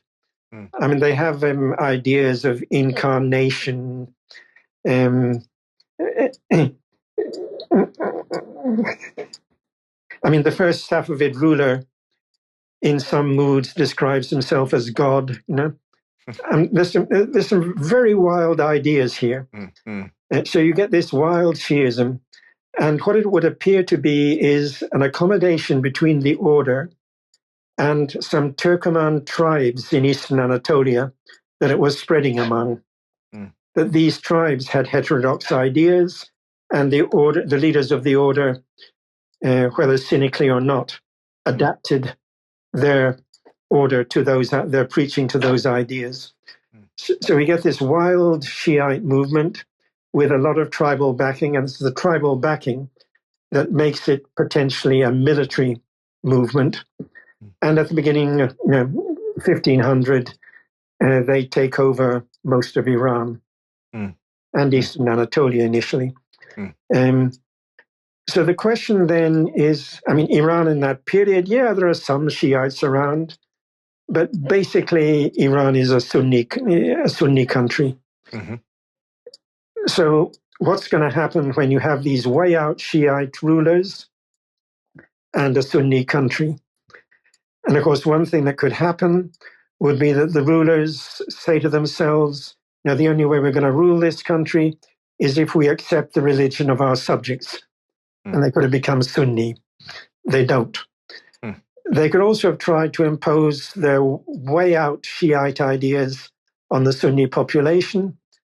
They don't try. What they do is a kind of compromise. They adopt another Shiite sect, which is, it's usually, it's not a particularly political sect. It's been out of political action for a very long time. It's a learned sect. It has learned scholars. It has a large legal literature, Sharia. So, in other words, it's a sect that looks more like Sunnism than the way out Shiism of the rulers. And their compromise is to take that Shiite sect and impose its doctrines and allegiance on their subjects, which they seem to do with a considerable amount of force in the 16th century. Yeah. So how does Iran, knowing all that, how does it you talk about it in different ways. It survives, 8 centuries of so many changes from states and fragmentation. And kind of like you said at the top here, they handle the steppe nomads and cohabitate with some of the settled populations, but they, this was a kind of a thing that kept coming to them, these nomadic groups and things like that. And they find their, sort of I guess their identity as it begins here and things like that. I guess how do you think that they kind of weathered the storm of some ways as they go into a more modern period and have like a pretty strong identity? Right. I think a crucial thing here is that they're very successful in imposing Shiism. And the way we know that is in the 18th century, it's a chaotic period, and there's a time at which Sunni Afghan invaders take over Iran. And at that point, anyone who's still Sunni can stand up and be counted. And there's precious few of them. So in other words, Shiism had been very effectively spread, imposed on the core population of Iran. And somehow then you get a sense that Shiism and being Persian, being Iranian go together. And there are some earlier sort of, there are things in the more distant past you can appeal to there, but it only becomes a kind of systematic marriage, so to speak, in the Safavid period. So, I mean, whatever happens in the 18th century politically and militarily, Iran is already Shiite. So that's a done deal. Yeah. That sounds, I mean, it's interesting how instrumental that is, and again, how it persists for a long time. It's just very, very fascinating. So back to the Turks. So we talked, you mentioned the August Turks, and you talked about these 3 routes they take. So they take the north through the steppes to the Balkans, southwest from Iran into Syria and Egypt, and then, of course, into the west, into Anatolia. That's the one we can kind of focus on. I guess why was it the move to Anatolia the most consequential? I mean, and this is going to set us up for the Ottoman Empire. So what was it about that? Was it the terrain, the environment, in Western Anatolia? What was it about this route that the Turks kind of like, yes, we found it. This is probably the best for them. What was it about that? Right. Let's start with the northern route very briefly. That turns out to be a dead end. I don't know exactly why, but maybe there simply weren't enough of them that went into the Balkans. So via what's now the Ukraine. The southern route, we're getting into territory where Turkic nomads don't flourish. I mean, Egypt is no good for them. It's okay for Arab tribes, the deserts either side. Syria, you get some penetration of Turkic nomads, but Arab nomads are, I think, much more numerous there. It's not their kind of territory. Whereas what obviously happens when the Turkoman, let's call them Turkomans now, the Turkoman tribes move into Anatolia, they say, hey, this is just what we like. We've got grasslands here like the steppes we left way back in Central Asia. And, if you look at a map of the steppes, you get sort of the main band, and then there's a sort of blob in the middle of Anatolia. And I think that's what they found, and they loved it, and they moved in large numbers. So that's why the demographic impact is in Anatolia. Yeah, it does seem that there is something analogous about Anatolia the topography or the environment of it is sort of analogous to the Central Eurasian steppes. That Yes. does seem to resonate. Now, you mentioned earlier, curious for your thoughts here on this, about the Mamluks. Very interesting, quote unquote, dynasty. How did they rule, and what makes them so unique? I'm curious for your thoughts here. Okay, they're not completely unique in that the Delhi Sultanate in India is similarly made up to a considerable extent of slave soldiers who become rulers. Okay. So that's an analogy. And then in the 18th century, there's a thing called the Baghdad Pashalik, a sort of semi-autonomous kind of state structure within the Ottoman Empire. And there, you don't have a dynasty in our English sense of, a royal family. What you have is one pasha, and then the next pasha has no family connection to the previous one. So it's not unique, but it's uncommon. Yeah. I mean, typically we have dynastic succession within a family. Okay, so yeah, I mean, the Mamluks are very interesting and very curious in that, I mean, the operation looks pretty crazy. You're recruiting your army in each generation from the steppes. And that means a very exposed supply route that comes either through the Black Sea and into the Mediterranean, or it comes over land. And either way, you've got to be friends with the states that sit on that route, or they can just choke off your supply of military manpower. So, I mean, what amazes me is that it lasted so long. Is there? In another way, they're very typical in that they're quite happy to work with the local bureaucracy. They're the military types, and the bureaucracy is Egyptian. So it's not just this kind of aggressive or contentious kind of mercenaries. There is a sort of political, diplomatic element to them. Is this true as well? Oh, definitely, yes. Yeah. And diplomatically, they're definitely not stupid. Yeah. And commercially, yes. I mean, the commerce with the Italians is important. They get revenue out of that. Yeah, certainly. And also, I mean, in military terms, they aren't actually all that aggressive. I think, because, I mean, getting Mamluks to Egypt is so expensive and difficult that they have a fairly small army. And also, if you're going to maintain a cavalry army in Egypt, you have a lack of grasslands.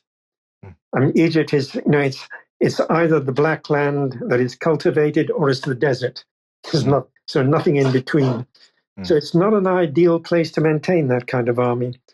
So I think, they're maintaining a fairly small army and having to use it rather carefully. So their posture is, I think, fundamentally defensive, unlike those steppe nomadic conquerors up north. Yeah.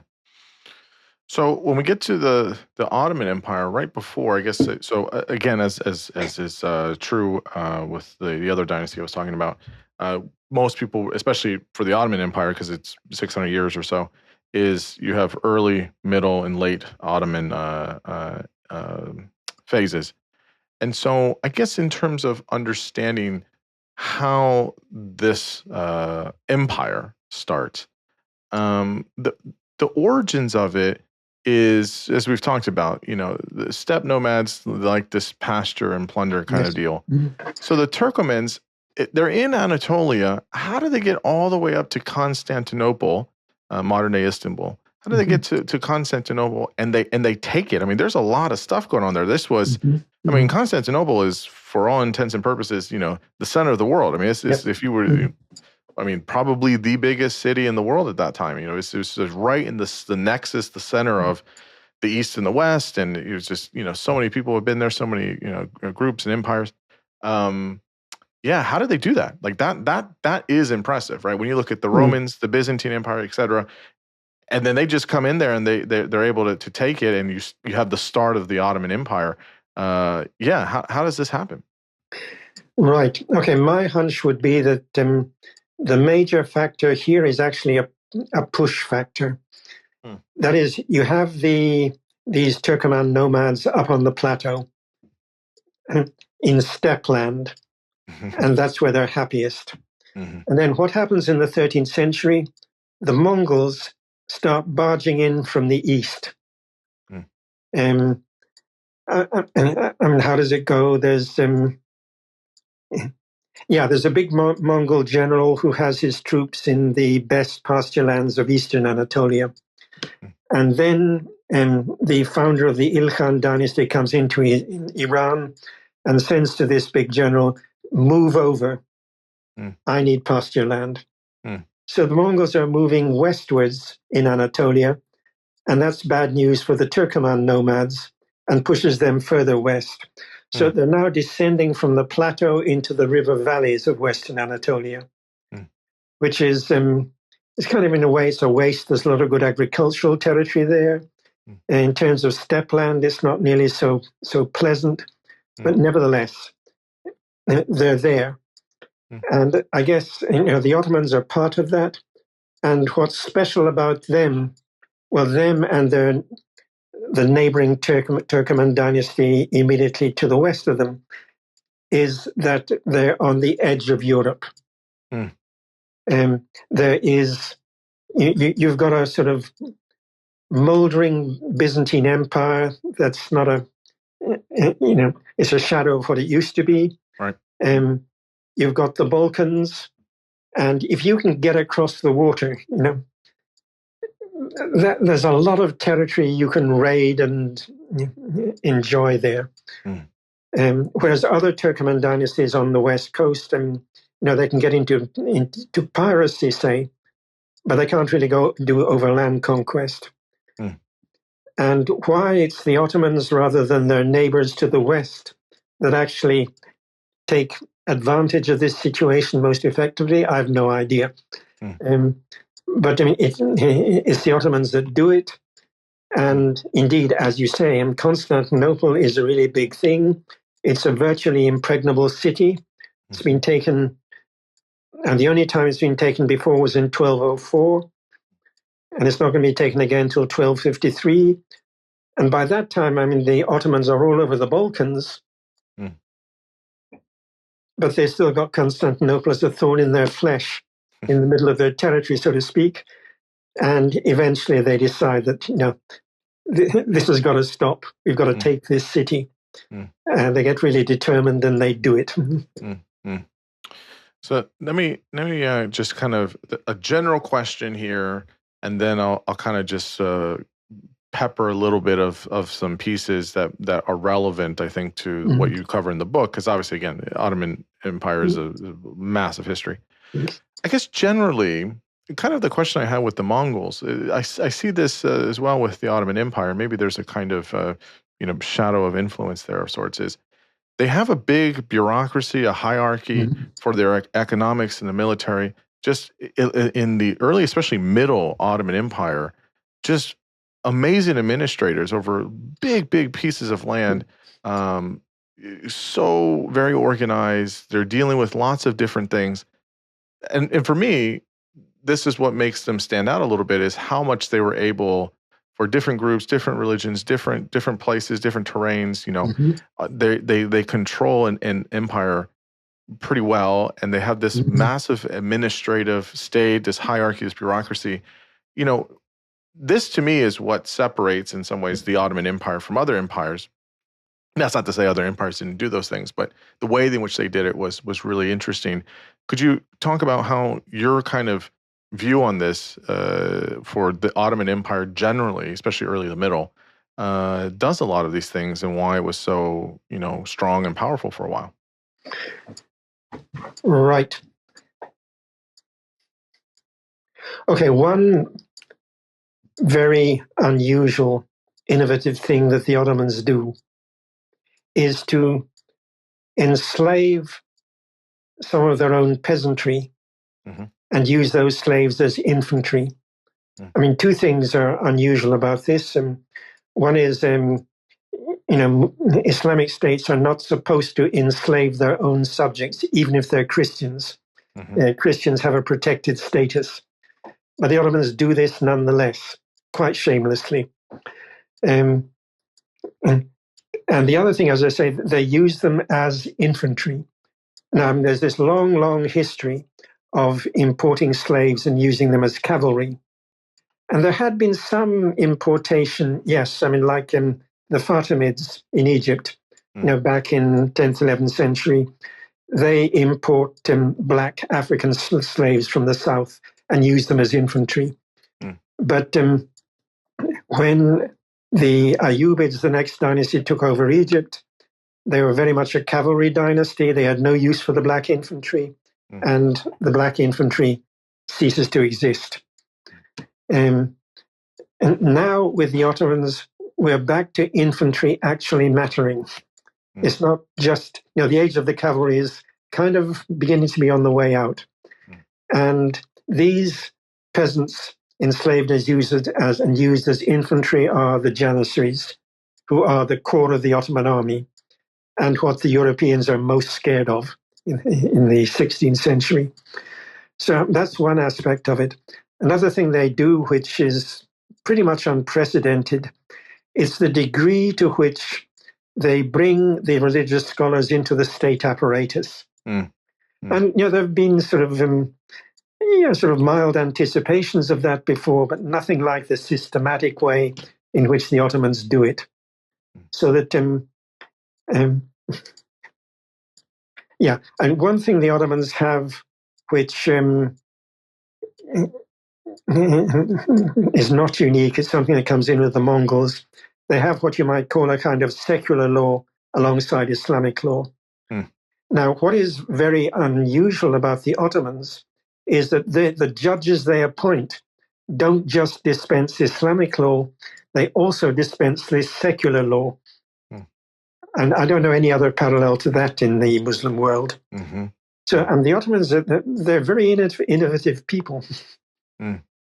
Yeah. There's something where they're, my take is that they're all this exposure to this kind of diverse groups of people, they're fusing something together to make it be functional, which I think is really spectacular in some ways. Of course, there's many negative things to say about it. Enslavement is never a good thing, of course, but there's some interesting pieces there. So just we'll kind of talk about this in the kind of the earliest period. Mehmed II, he builds an old palace and a new palace in Constantinople. He has a lot of interest in other cultures that's important for integration into the Ottoman Empire. And then obviously they maintained a Turkish language. Just talk about him specifically, and then in this kind of early period, how they were trying to build and to integrate with culture and maintain a Turkish language. How was that very, very essential? Right. Okay. To take the Turkish language first. Yeah. I think, that was easy in the sense that a Turkish literary language had already emerged in the 14th century, and it went in Anatolia, so that the Ottomans are simply continuing a tradition that's already established. And then, the question is going to be, what, so to speak, is the division of labor between Turkish and Persian or Arabic? And that's something that shifts over the Ottoman period. A graduate student advisee of mine puts together some data showing how the use of Turkish increases, to write books, increases from the 17th century to the 18th. But the Ottomans didn't have to invent anything there. But when we come to interaction with other cultures, I think that's something that's happening most strikingly in the days of Mehmed II. Back in the mid-15th century. And he knows a lot about other cultures, and he's genuinely interested. Very much from kind of his own point of view. Like this account we have of how he would have the Greek biography of Alexander the Great read to him in extracts every day. He saw him, Alexander the Great was somebody who was in the same line of business as he was, great conqueror. He was very interested in that. Equally, the fact that he's pleased to have Italian artists at his court and painting his portrait. There's something very cosmopolitan about this scene, Mm-hmm. and the way he knows all about how the Franks believe that the Turks are descendants of the Trojans, like the Franks. All this is completely mythical, but he knows about that, and he can play to that. Mm. You go on a century, and it's much less cosmopolitan. You're not going to make it as an Italian artist in the late 16th century in Constantinople.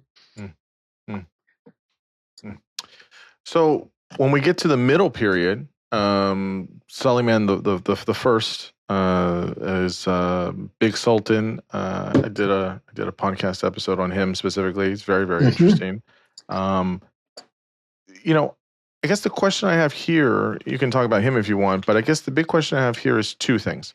How much was Islam at this point incorporated in the Middle Ottoman period?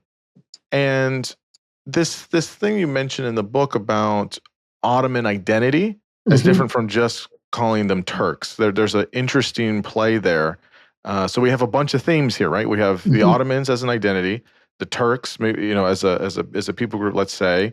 Then you have people that are Muslim, because Islam is a major religion here. So there's all these different kinds of layers here. How do we understand these themes of identity in the Middle Ottoman period?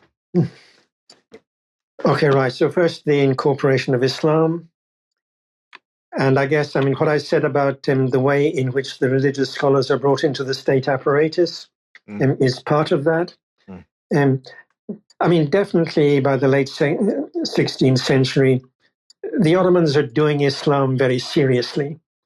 On the other hand, they're also prepared to flout it, like enslaving the Balkan peasantry against Islamic law, like having this kind of secular law alongside, operating a fiscal system that's not really compatible with Islamic law. It's a mixture. And then coming to identity, yeah, right. Let's go back for a moment to the 13th century. Sure. And take Jalaluddin Rumi, who is a very familiar figure in the West, as the great mystic poet. And, he has this epithet, Rumi, literally, etymologically, Roman. And what has he got to do with Rome? Nothing. He comes from Balkh in what's now Afghanistan. So why is he called Rumi? He's called Rumi because he lives in Anatolian territory that was formerly ruled by the Byzantines, whom the Arabs called Rum, Romans, because after all, they were the Eastern Roman Empire. And and the Byzantines didn't refer to themselves as Byzantines, they referred to themselves as Romans. And colloquially, they referred to their language as Roman, Romaica.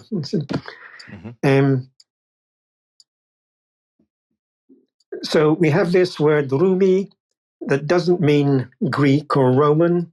It means somebody who lives or comes from ex-Byzantine territory. And that is really what the Ottomans pick up.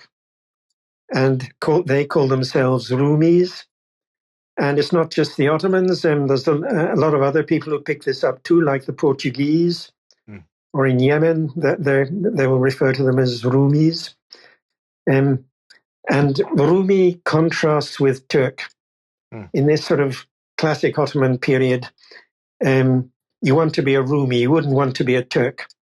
Turks, they're stupid, they're uncultivated, they're peasants, they're nomads. They're the dumb people out there, and we're Rumis. I see. And it continues like that basically until the 19th century. Wow. When suddenly they rediscover being Turks, and that becomes a big thing. But in the meantime, it's not totally forgotten, because I have that strange guy, Vani Effendi, in the second half of the 17th century, who suddenly brings out a lot of material about the early history of the Turks, the kind of stuff that you haven't heard about since the 14th century. Mm-hmm. And he's very clearly identifying the Ottomans as Turks. Mm-hmm. And he refers to people who assimilate Turkish as becoming Turks. So there you have a very clear sense of Turkish identity, which doesn't fit with the standard Rumi identity of the period.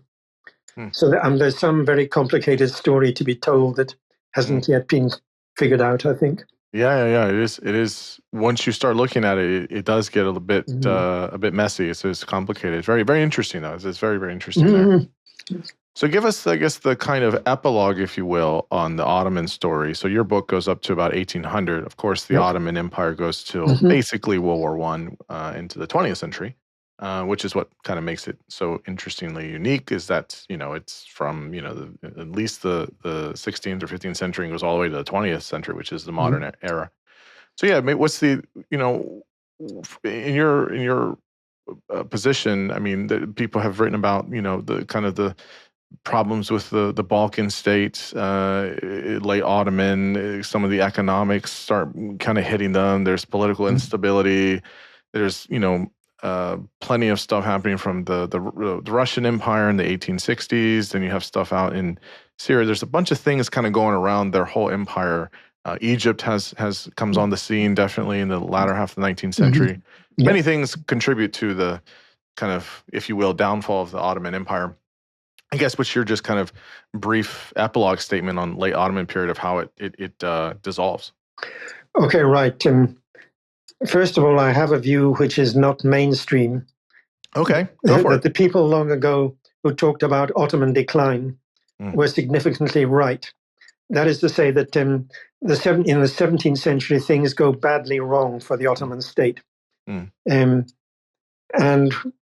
what it is essentially is an outbreak of tremendous lawlessness, banditry in the countryside that is eroding the peasantry and eroding the fiscal resources available to the state. Now, that's not something unique in that period. Something like that happens in Russia, but somehow the Russians seem to recuperate better than the Ottomans do.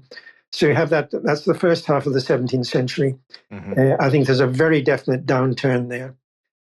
And they emerge from that, and there's then a period of kind of strongman rule in the just after the mid-century, which certainly improves things quite a lot, but it doesn't last. We get, once we get into the 18th century, things have essentially settled down into a kind of what you might call a low energy state. There's still an empire. That empire still has some resources, but it's not nearly as rich and powerful as it had been back in the 16th century. And the balance of power between the central government and the rest has shifted against the central government, so that you have, say, Anatolia comes to be full of local dynasties that are autonomous. I think I talk about one or two examples of that in the book. Likewise, we had that Baghdad Pashaluk, which is autonomous in Iraq. The Balkans too. It's not quite as bad, but there's definitely things have shifted against the central government. And then, of course, there's external enemies. Iran, you don't, in the end, have to worry about them. The Europeans, you do have to worry about.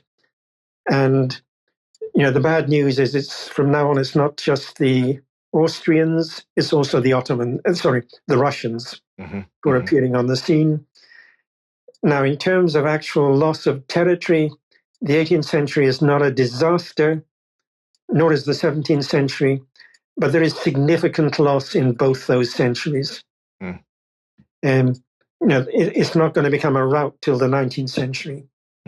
But, the Ottomans have a big problem on their European front, and they know it. Yeah, that's it's very, very, very helpful to understand kind of the ways in which this is kind of this slow burn of sorts.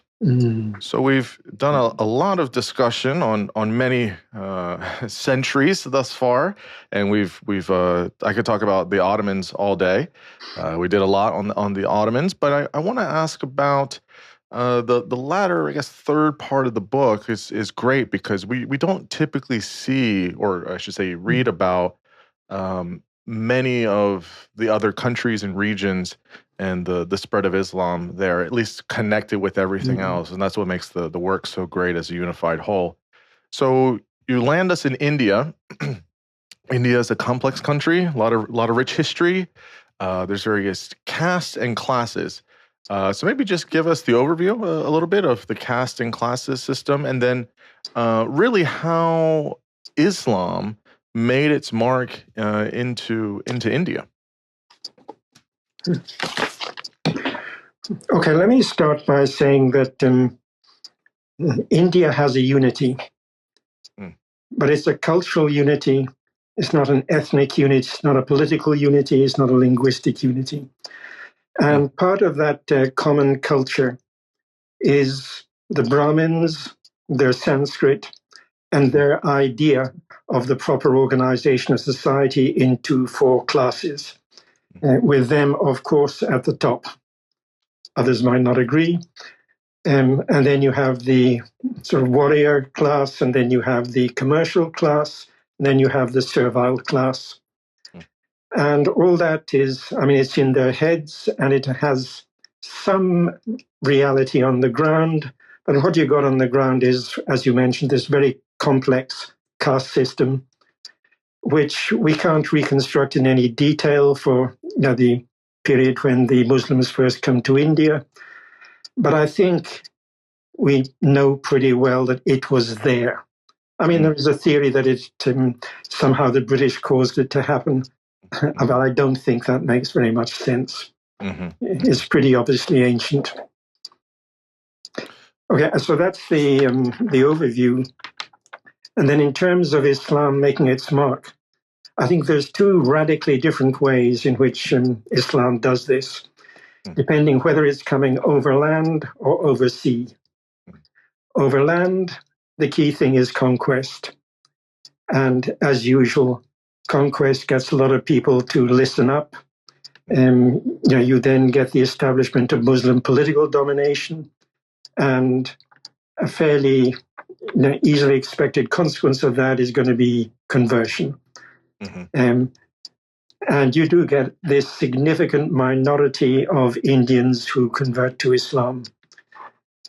And they tend to convert to it, at least some of them, in a pretty kind of straightforward, orthodox way. There's a lot of other things going on as well. And that's overland. Overseas, there's no conquest. Nobody until the British can sort of mount a kind of naval invasion of India. So what you get on the sort of the maritime scene is merchants. Now we have a lot of merchants coming out from the heartlands of the Muslim world, from the Middle East, and they're sailing to India. And once in India, they're sort of settling in little settlements up and down the coast. The whole of the west coast and a bit up the east coast. And they're marrying local women.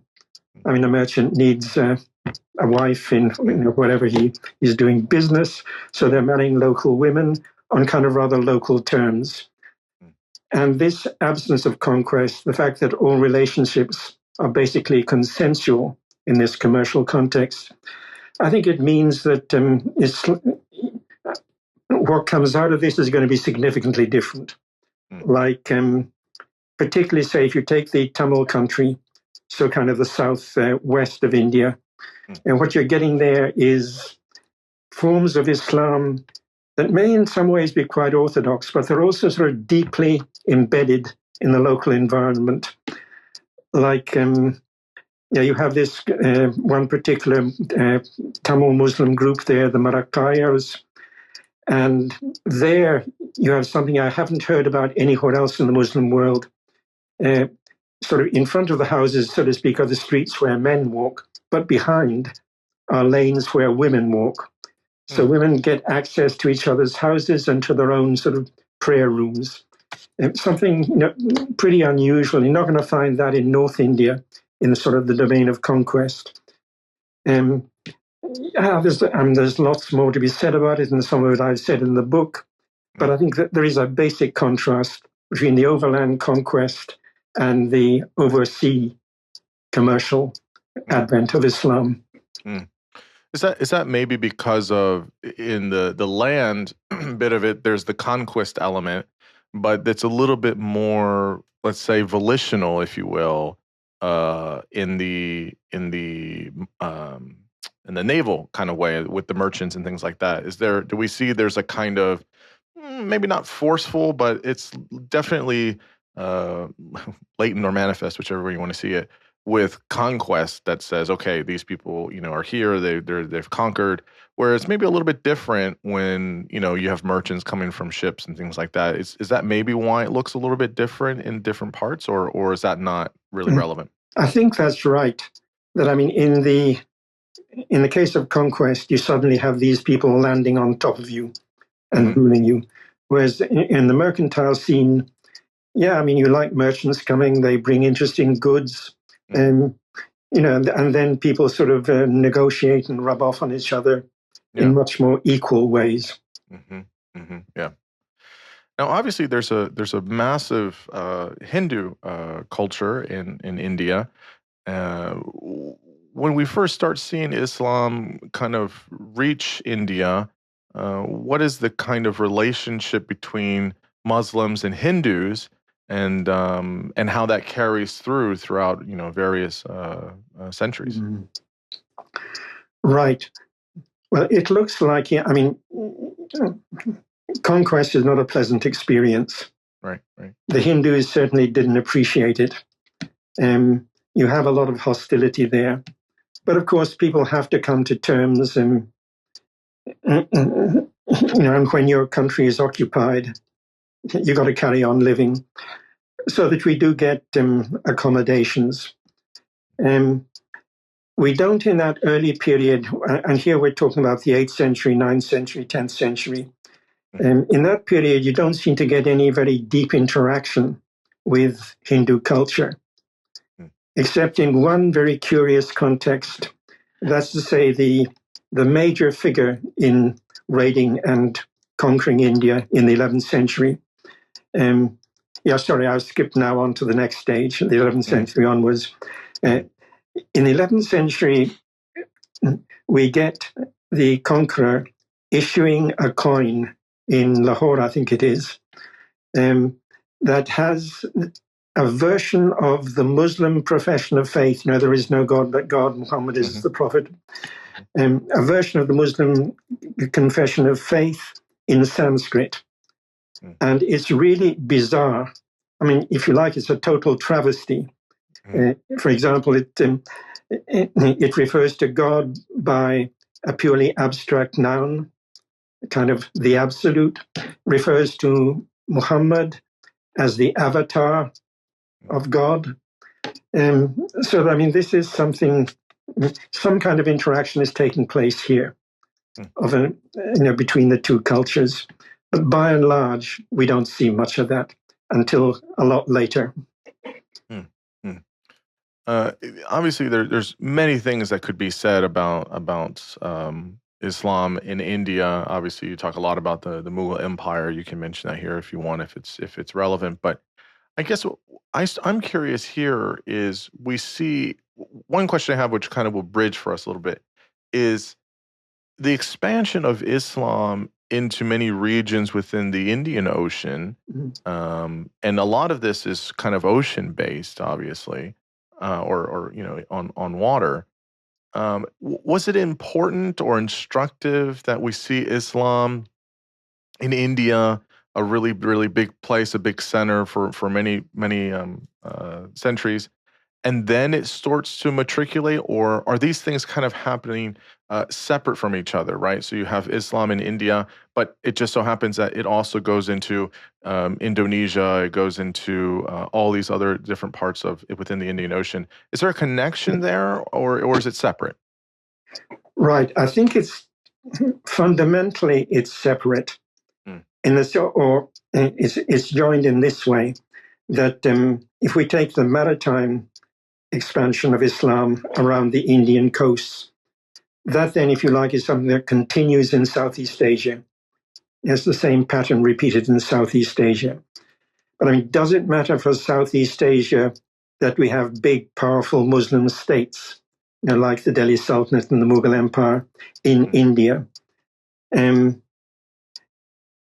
an extent, maybe yes, but it's certainly limited by the fact that those Muslim empires in India don't put much effort into acquiring large-scale naval power. So they're in no position to throw their weight around in Southeast Asia. But the fact that there's so many Muslims not that far away from Southeast Asia, it probably does have some kind of effect. So how does it look a bit different, I guess, in many of the Southeast Asian countries and islands and regions? I mean, you were talking about the merchants in southern India. How does how it gets to many of these places? The role of expansion. What is the kind of tenor of it? I guess when we see Islam spreading into much further parts on the globe. What is it? Does it look different, or is it more kind of how we've seen it in other places? What's the kind of essence of it there? I think it's basically like what we saw in southern India, that you're getting because this is a maritime mercantile spread. You're getting a lot of more equal deal making, so to speak, with the local societies. So what you get, most famously in the interior of Java, it becomes Muslim in the early 16th century. But, there's a vast amount of Javanese culture that continues alongside Islam, less so in the port cities where people get a bit more zealous and are in closer contact with the heartlands of the Muslim world. But very strikingly in the interior, where, for example, you have the goddess of the Southern Ocean, who is supposed to have a palace under the waves to the south of Java, and who then plays a major role in the legitimation of Javanese rulers, despite the fact that these guys are Muslims in some sense. It's very interesting how it looks, somewhat similar, somewhat different in other places. Mm-hmm. We'll move to Africa, because you talk a lot about that. So obviously, in the various other empires that we discussed already previously, we saw a little bit of this already with kind of northern Africa, right? So Tunisia, Algeria, Morocco, I think places like this. But you spent a little bit of time on Madagascar, which was really interesting. Mm-hmm. Madagascar is an interesting place generally, but this was also interesting how it kind of doesn't really get to the interior of the island. It's fascinating. But then you also talk about some of these Eastern African countries and what it looks like there. And you can chat about that, but I think there's a comparison between East Africa and Southeast Asia in terms of language, interacting with people on the coast. Maybe bridge that gap for us. What is that connection there, or comparison? Right. I think something that is a similarity that really jumps out is linguistic. It's the fact that in both of those regions you get a language that obviously must have started as the language of one small people, but then spreads over large distances as a kind of language of commerce. In the case of East Africa, it's Swahili. In the case of Southeast Asia, it's Malay. But there's also, I think, a big contrast there, which is, so far as we can tell, Swahili originates in interaction between Muslim merchants coming to East Africa from the north, from the heartlands, and the locals. whereas Malay clearly had spread widely before Muslims ever got to Southeast Asia, so that it's something older there. And in the same way, there's much more obvious sort of survival of Southeast Asian political culture in the Malay context than there is in the East African context. We see this again and again and again. You see it here. We see it with obviously with Arabic. We saw this with the Persians. We saw this in different places. What is in these periods, what is it that makes language this kind of central feature? Why is language such? Is it the kind of obvious thing of like, this is how we communicate, so we have to communicate in a way that makes sense to everybody, and so there's a lot of power in that. I don't want to overestimate it, but yeah, this theme comes up again and again. This centrality of language, is it just that? Is it communicating, or is there something else going on there? I think most of what is going on is that language is so essential for human communication. And you can communicate very effectively with people who know your language, and you have a very hard time with people who don't know your language. And, one 13th century, 13th, 14th century Muslim scholar in Damascus, he said, how did he put it now? Yes, languages are the symbols of nations. Now that's something that could have come out of somebody like Herder in 18th century Germany, but I think it's a fundamental truth that it is much easier to have solidarity in a group that speaks the same language than in one that speaks more than one language and doesn't understand each other and so on. So I think that's it. I mean, this is maybe the single most important thing that differentiates us from the rest of the animal world. Yeah. I definitely think, yeah, I mean, there's obviously many things in terms of us from other animals as this element of language, a few other things as well. So yeah, true. You also talk about the significance of the Sahara. You spent some good time on this, which was really interesting. And again, I mean, maybe for people more well versed in this, this might be more familiar. But I think for a lot of Westerners like myself, it's more of it's new things, right? We don't always get this part in history. So yeah, about how the Sahara was significant for spreading Islam in the region.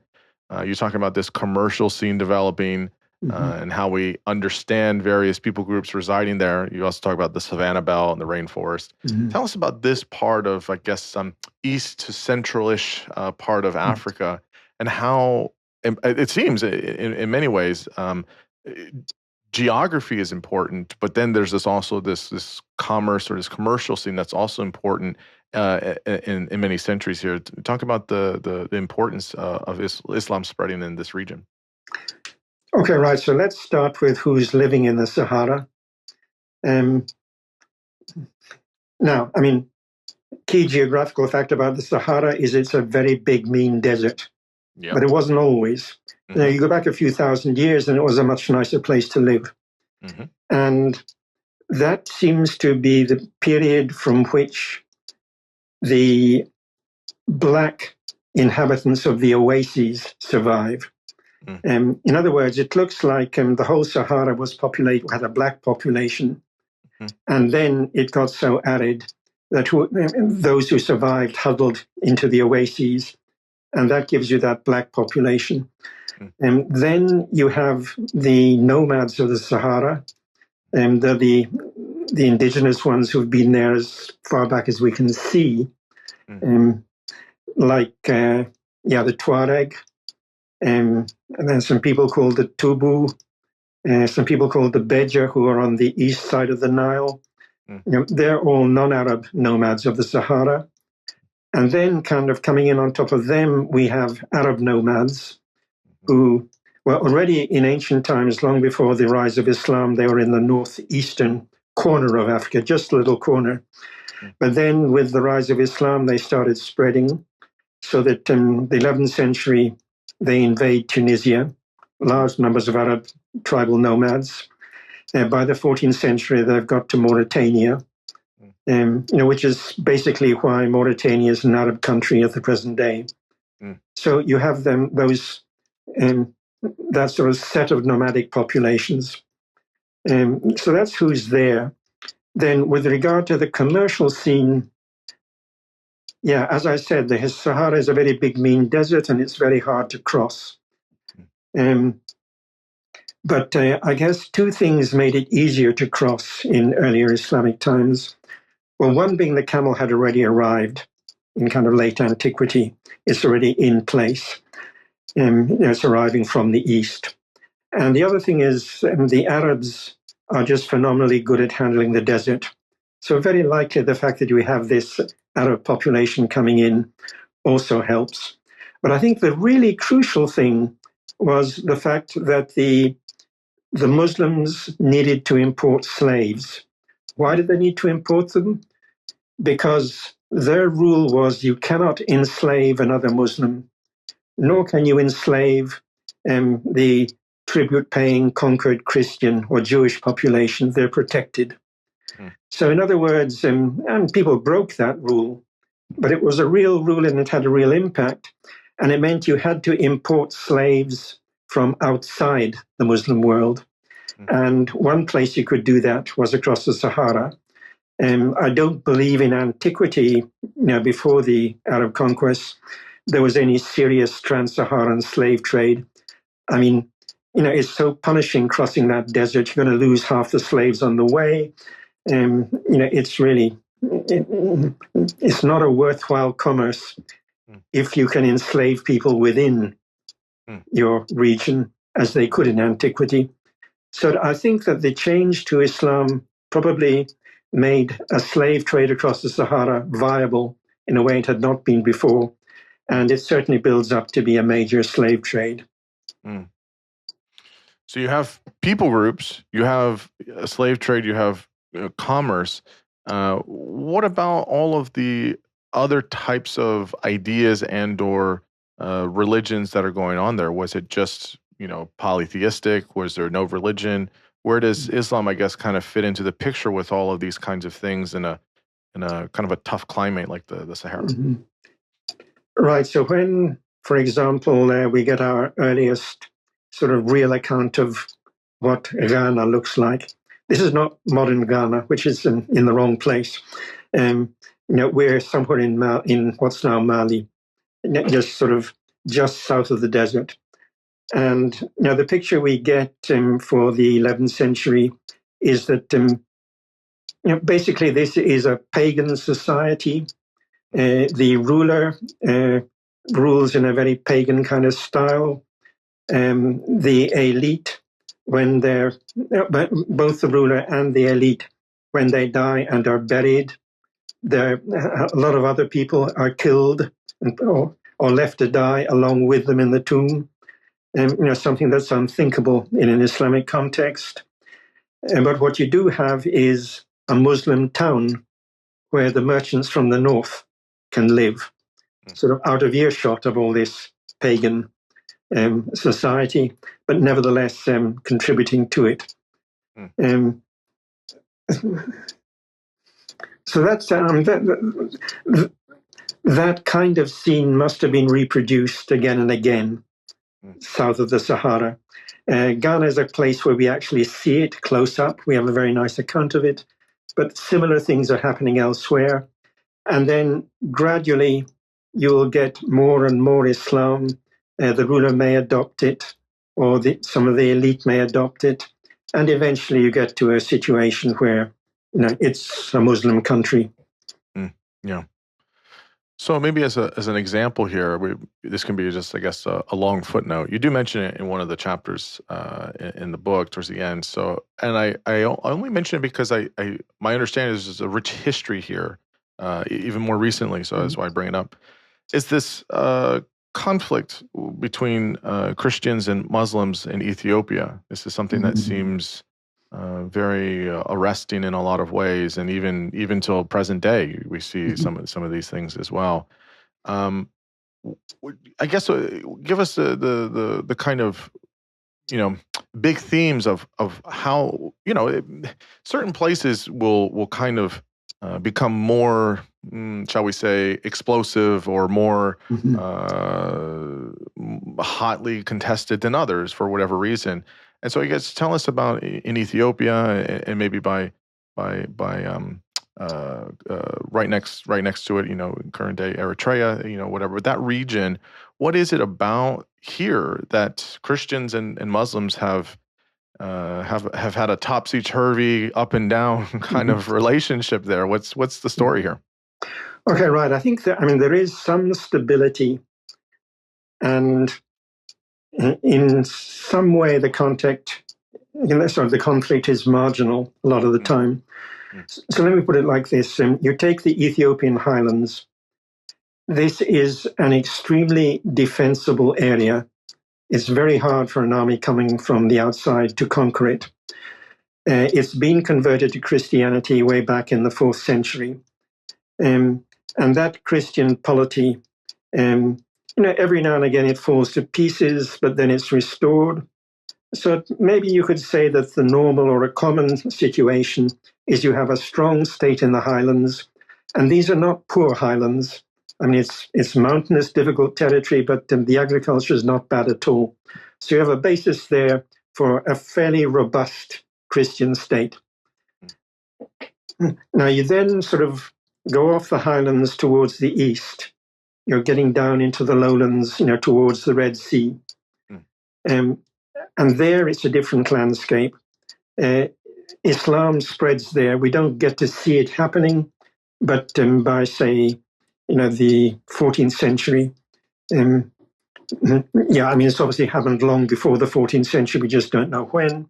Right. Spread of Islam in the lowlands, emergence of several small Muslim states in that sort of lowland region.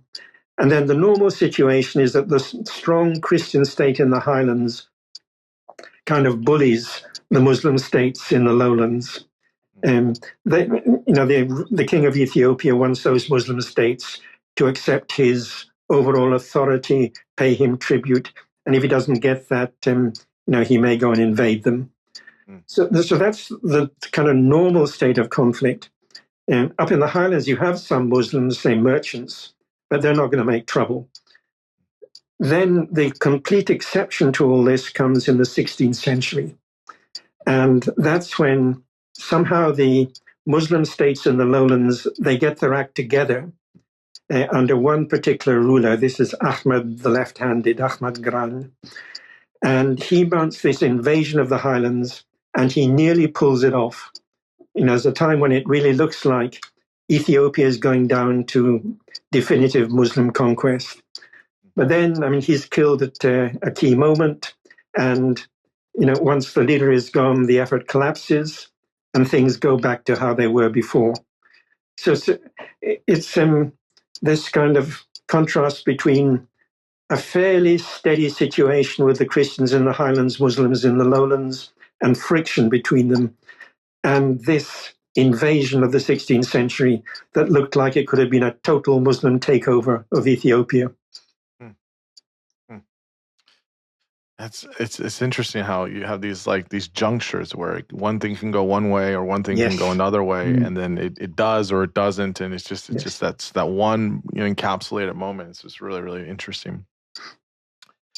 So you have right before the last chapter in the book, you have this one chapter, I think called the Arabs, and you know you have a question there. It was something I thought about throughout the whole time I was reading your masterful book, right? Which was, well, you know, obviously, you know, Islam starts in the 7th century, and it starts in Arabia, and so in my mind, you know, people that are Arabs are people from Arabia.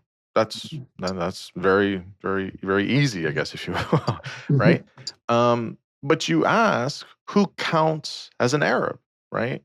And so this kind of goes along. I mean, obviously, there's a lot of things going on at work here. You got a bunch of histories, centuries of, you know, conquest, and We have language, as we talked about, and we have different cultures, um, and so if we have so many people groups with all these long histories and everything, but they're converting to Islam, is there this symbiotic connection between Islam and being Arab, right? To basically, not quite so pointedly that if you convert to Islam, you're now an Arab because there's an Arabic language that's mostly used with the Quran, et cetera, and Hadith. But I guess that question it seems complicated, right? Or maybe you're kind of both, right? Maybe quasi-Arab and then you're also Algerian or Turkish or Egyptian or whatever.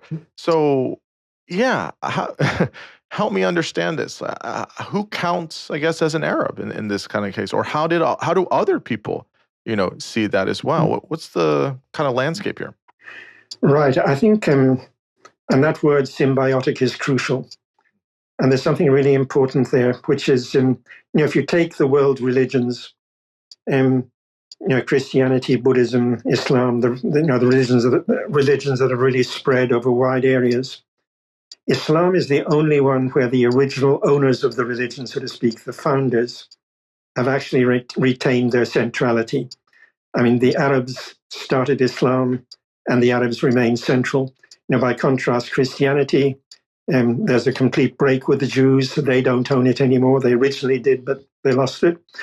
And with Buddhism, Buddhism goes extinct in India. Any Buddhism you have at the present day in India is, sort of 20th century revival. So I think, that makes you have this very strong relationship that continues down to today between Arabs and Islam. Is that because it's more recent? I have to remind myself this. We're talking about a religion that started 1600 years ago, whatever it is, 1700, whatever it is. It's not that old. Like Judaism is very old, at least as a form of religion. Christianity is first century, let's say. So it's got at least 500-600 years on Islam. Like it's the new kid on the block, if you will, in terms of the major religions. It's still mid 7th century and really kind of ramps up into the 7th and 8th century. So is that part of it, that it kind of still is attached a little bit closer in time, or is it different? Yeah, I think that definitely could be part of it. And here we're being totally speculative about counterfactuals, but let's say that in the 25th century, somebody was going to invent a new world religion, and that the Arabs would go for it. It sounds a very unlikely scenario, but if something like that were to happen, you could end up in the same situation. But yeah, partly for that reason, but partly also because I think of the history of the Arab conquests. Christianity didn't get to be the religion of the Roman Empire by conquering it. It was a very different story. Buddhism didn't conquer China. It's a very different kind of story. Yeah. So I think there's also kind of historical reasons why this relationship between Arabs and Islam should have been perpetuated. And what it means is that it's a good thing to be an Arab. You want to be an Arab. And I think against that background, I could kind of set out 3 levels of being an Arab. Yeah. One is that you're a member of an Arab tribe, a nomadic tribe, a settled tribe, but you're a member of an Arab tribe in good standing. And that is certainly the paradigm way to be an Arab. And those Arab tribesmen basically don't regard anybody else as an Arab. They're the Arabs, the real Arabs. Then you have a second definition, which you find already in the early Islamic period. And, it's still there in the 18th century and very relevant in modern times. That's to say, anybody who speaks Arabic naturally and fluently counts as an Arab. Very likely his ancestors were Syriac speakers or Coptic speakers in Egypt or whatever. Right. But he speaks Arabic naturally, fluently. He's an Arab.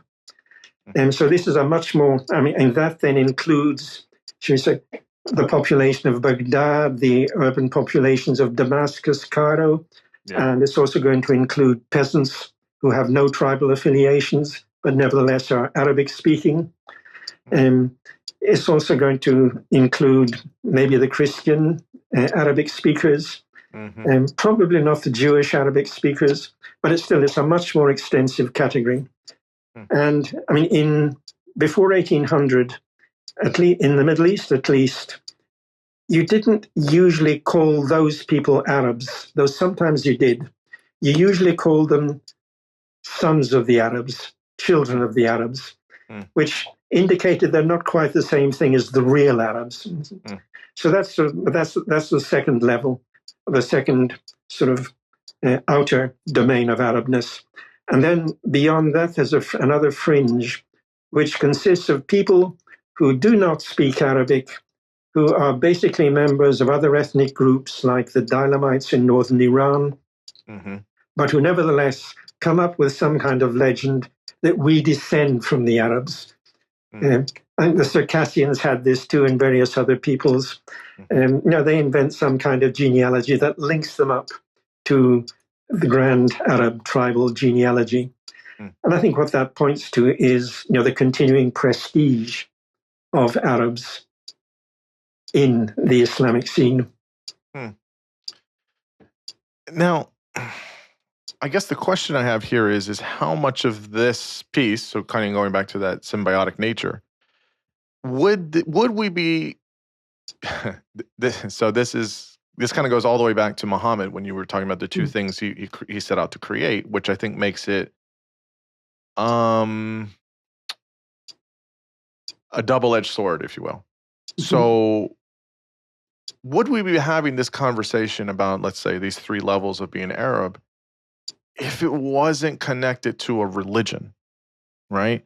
So like if folks in Iraq, in Syria, in the Caucasus region, in Turkey, wherever, that's also a binding kind of thing, even until today, where people will feel very aligned with people that are Muslim, brothers and sisters, etc.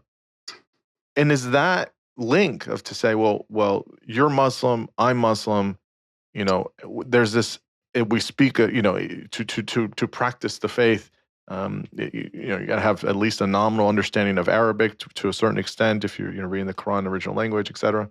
If you're saying the prayers, you're doing all the things. Is that also a part of it? Like, we wouldn't have that conversation about what it means to be an Arab if there wasn't a religion that, if the Islamic religion wasn't involved there. Is that fair to say, or is that too far? I think that's probably going a bit too far. Okay. In the sense, let's try and outline a counterfactual history where Islam never appears. And we already at that point had quite a few Christian Arabs. And the likely outcome would be the total conversion of the Arabs to Christianity. So it would kind of look a bit like the Balkans. Again, I'm assuming that without the rise of Islam, there would have been no Arab conquests. So the Arabs would have been confined to the peninsula, the northeast corner, very small corner of Africa. And the Syrian desert, and that was their traditional homeland. They would be there, and they're Christians. I guess they would be Arab nationalists in the same way as the Bulgarians are Bulgarian nationalists, and the Romanians, and so on. Sure. It's very, very interesting. I like your three levels. I think even in modern day, a lot of people probably identify with that second tier in a lot of ways. Yes. Which there's a lot that kind of resonates there. I guess just one quick thing to follow up on. You mentioned that Christianity didn't spread necessarily by conquest, although there were conquests. There certainly were, Christianity, of course, but it wasn't the main factor of the spread. And the same with Judaism, maybe, and the same with, like you said, Buddhism. This is maybe more of a value judgment, so you can take it how you want, I guess. But what does it say that Islam was spread a lot in the beginning by conquests. Like in its origins, how it spreads to all these regions was through conquests predominantly. Even from the founding, we talked about earlier Muhammad and his various wars and conquests and things like that. What kind of impact do you think that has?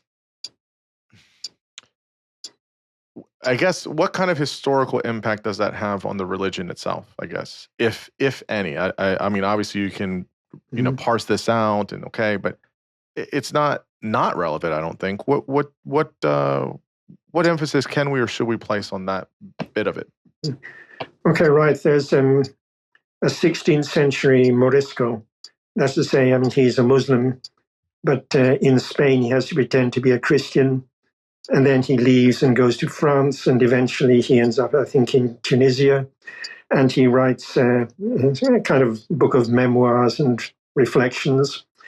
And one of the things he says there's a very proud passage where he talks about how Islam is the most widespread of the religions of the world.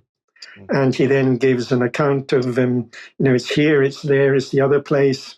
And he knows about Southeast Asia, thanks to information he got from a Dutch diplomat he talked to. And he says, this is not surprising because Muslims have jihad. So I mean, he certainly sees a strong correlation between the extent of the Muslim world and jihad. And I mean, as you say, this is something that is there from a very early period. It's not absolutely from the beginning. There's no talk of jihad when Muhammad is still in Mecca. But once he gets to Medina, once he is founding a state, and that after all is just a few years into his preaching, then a commitment to Muslim political dominance becomes, a major feature of the tradition. So I think, you can then start, as you said, there's plenty of Christian conquest and the spread of Islam in Latin America, Christianity in Latin America was a matter of conquest and spread to Eastern Europe, parts of Eastern Europe. But yes, and there is some, the Nigerian Christians, this must be maybe about 20 years ago, when there was a lot of friction, well, there's still some, but there was a sort of peak of friction between Muslims and Christians, sort of concentrated in central Nigeria. And one thing the Christians were saying was, it's a pity we don't have an idea of jihad. Now, of course, there's the crusade. I mean, the crusade is kind of, it's something that ended up in bad odor in Christianity. It doesn't have the same fundamental resonance as jihad. Yeah, it's an interesting ongoing question because obviously, we see, extremism in a lot of ways, and we see, I would say, Islam being used for extremist movements, currently around the world. And so there's this kind of, I think, sort of in some ways for some people, this chicken egg thing, right? Is it the parts of the religion or elements of it that are kind of more extreme than others? Okay, people debate about that and talk about that. Or is it the other thing? People are just using a religion for their, nefarious actions against others. And, people will continue to have that debate. But I do think it is interesting to know in the spirit of how the religion spread. At least in the beginning and for a while with caliphate, is I think important and relevant to remember and consider at the time. So, so at the end, you tie it all together for us, right? You tie it all together, and we've been talking about some of this now, but as I mentioned, Islam is still kind of the new religion on the scene, right? I mean, it started in the major religion, I should say, in the 7th century. And it's spread all around the world in 1,000 years, and that's basically what you take us 1,200 years. And so I'll come to post 1800 in a minute, but I guess throughout this time we've talked about, I guess, bits here and there, but obviously there's conquest, but in other ways, I think to become a major world religion with all of these changing of times, throughout the Dark Ages, Middle Ages, and then you get to the Enlightenment, all these things. How does Islam kind of sit at the table with Christianity, with paganism, with all these things throughout the years, right? All these other religions, where does it become kind of sort of on, maybe I don't want to say equal footing. I'm not trying to, again, place a statement there. I'm just trying to say where it becomes a force where people are like, yeah, this is very important. Is it, yeah, where do we see that kind of in the years that you cover from the founding to 1800? Where do we really kind of see that kind of fall into place? I think we really see it fall into place from pretty early on. Since basically the first that the outside world gets to know about Islam is the arrival of the Arab conquerors. So already then, yeah, right. So in that very early period, and Christianity has been on the block for a very long time. It's very well developed and sophisticated. This is a new religion. It has to do quite a lot of, if you like, catching up. Yeah. But given it has political dominance, and that it has an elite that is very much committed to it, it's going to do the catching up. And many of the people that are helping it catch up are going to be Christian converts to Islam, whether they've been enslaved in the course of the conquest, or whether they're just trying to sort of get ahead and they think the smart thing to do is convert to Islam. Now, these Christians come into Islam and they bring whatever's in their heads, and that is then available within the Muslim community. And a lot of these people will be, or quite a few of them will be literate, and they'll have quite a lot of literary culture. So that's going to help to build up Islam and the new civilization, so that it's very much on an equal footing with something like Christian Byzantine civilization. I guess the one thing here is I find it really interesting, and we see it in different empires and different places, but the integration of different peoples and empires, such as the Persian Empire, the Ottoman Empire, and again, one of the things that we think about, like if you take like in a modern day kind of example here, we'll talk a lot about fundamentalists, and there's always fundamentalists everywhere, right? And there's the quote unquote true believers and people that really believe the doctrine and the dogma and things like that.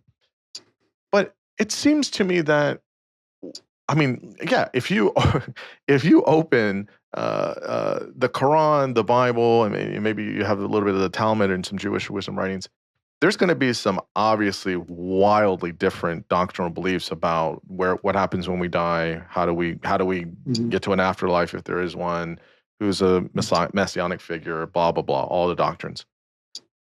And when I think about that, I place myself in all of these very, the Ottoman Empire in 1516, right? Were people looking at all these things? No, I don't. Maybe some people were, and sure, that's fine. Maybe some, again, literacy was a big thing here, but, even knowing it and hearing it, I feel like there's just a difference in how people believed a lot of things. And I'm just using the Ottoman Empire because it's top of mind for me at the moment, but I guess you could put the Persians here too. Is how you're having all of these different people groups, these different cultures over mass amounts of land, with different histories, and they are cohabitating together. Let's just say for the sake of argument, peacefully, right? Like they're neighbors, they can do trade together, they can live together, they eventually teach at schools together. How do we see a kind of theme of that in many decades and centuries and many empires, where you're having people of different groups and religions cohabitating together? There wasn't people, obviously there was lots of killing and stuff, but there were also periods and places where that wasn't happening, and Jews and Christians and Muslims could all live, side by side. What was the kind of essence of how people did that? Yeah, I think it all comes down to the fact that humans They're very good at hostility and violence, but they're also very good at cooperation. Absolutely. And even empathy. Right. And so that we're getting that repeatedly. If we look in the Ottoman Empire, if we look in India, we have people who are sometimes in conflict, but sometimes quite often getting along. And I think one of the things that helped people get along in pre-modern times was the absence of modern media communications. If you're in a valley and this village is Christian, that village is Muslim, or half the village is Christian, half the village is Muslim, and you don't hear too many rumors from the outside world, it's much easier to have a good, nice, stable accommodation with your neighbors. Whereas when everybody's watching television and there's inflammatory things happening somewhere else, that's bound to unsettle things. It makes it much harder. So I think, yes, we have to think of a world in which there was a lot of accommodation. Some of the accommodation is just purely pragmatic. I got something you want, you got something I want, let's swap. Some of it goes beyond that, like something I find striking about Muslims in India, not in the Balkans, but in India, is that some of them show real respect for Hindu culture. You have this Sufi, so he's a Muslim, but every time a Hindu comes to visit him, he stands up to show respect before they sit down. And then some zealot says, he shouldn't be doing that. You shouldn't show respect to unbelievers and their filthy polytheism. But you have a respect in sort of anecdotes like that, but you also have it on a much larger scale with the Mughal ruler Akbar, who says, these Hindus have got something interesting to say. Let's translate some of their books. And he has them translated into Persian, which is the language that all Muslims who are literate can read there. Same way when he marries a Rajput princess, she doesn't convert to Islam. She comes along with her sort of entourage of Brahmins or whatever, and performs her pagan polytheistic rites from a Muslim point of view in the palace. So there's real respect there. Yeah. So I think, you get a fantastic sort of variety of human interactions. Yeah. Post 1800, so you just, last chapter, you chat about this a bit, and you say that the Muslim world has survived the rise of West and Russian power in the 19th and 20th centuries. Again, the sequel to the book is right here for you. You got 1800 till present. It's right there waiting for you to write. Another 1,000 pages for us. But I think my wife would protest too much if I started on that. But maybe that would be much more difficult in some ways. But what gives Islam its continued global power? I mean, I think I mentioned at the top, there's over 2 billion Muslims in the world today. And when we get into modernity, we see Islam surviving modernity, and it continues to survive. So I guess post 1800, as we're in the modern period, so to speak, how does it survive all of the Russian and Western powers, and it continues to have many followers now? Right. I think one important thing is that after, say, around about 1800, European imperial powers don't have that kind of commitment to spreading Christianity that the Spanish had back in the 16th century. Sure, the British are Christians, so the British in India, they have to allow the missionaries to come, but they also tend to regard the missionaries as a bit of a nuisance. They stir up trouble. And there isn't a kind of full-scale onslaught the way you had with the Spanish in the 16th century to get everybody to come aboard sorry, we're talking about to come aboard Christianity. So that the British rule Egypt for several decades. Mm-hmm. But they're not, and they're not excluding the missionaries, but they're not doing anything to push the missionary enterprise. So, I mean, the threat is not that great. And the other side of it, I think, is that, I think I used the phrase, Islam has a very high apostasy threshold. It takes a lot to get a Muslim to abandon Islam. Yeah. So that even though Islam has not been politically dominant in the world of the last 2 centuries, I think it's a fact that there have been many more conversions to Islam than conversions from Islam. I mean, it does happen, but it's much rarer. Yeah. And I mean, that goes back to the way in which Islam, I think, is sort of integrated into social arrangements. And you're in an Egyptian family, you convert to Christianity, your family will have nothing to do with you. Right. Contrast that, I can't remember if I talk about this in this book, but you go to South Korea today, a quarter of South Koreans are Christians of some kind, and the rest don't seem to mind very much. And a remarkable fact about the Protestants of South Korea is there are more ex-Protestants than there are actual current Protestants. In other words, people are sort of, it's a revolving door. They're going in and out of a religion. It's no big deal to become a Protestant, and it's no big deal to stop being a Protestant. Islam in the Muslim world is very different from that. So the first, kind of one of the questions I asked at the beginning was, you had said that we don't really have an Islamic civilization anymore. Islam obviously still persists. Obviously, like I just said, there's over 2 billion.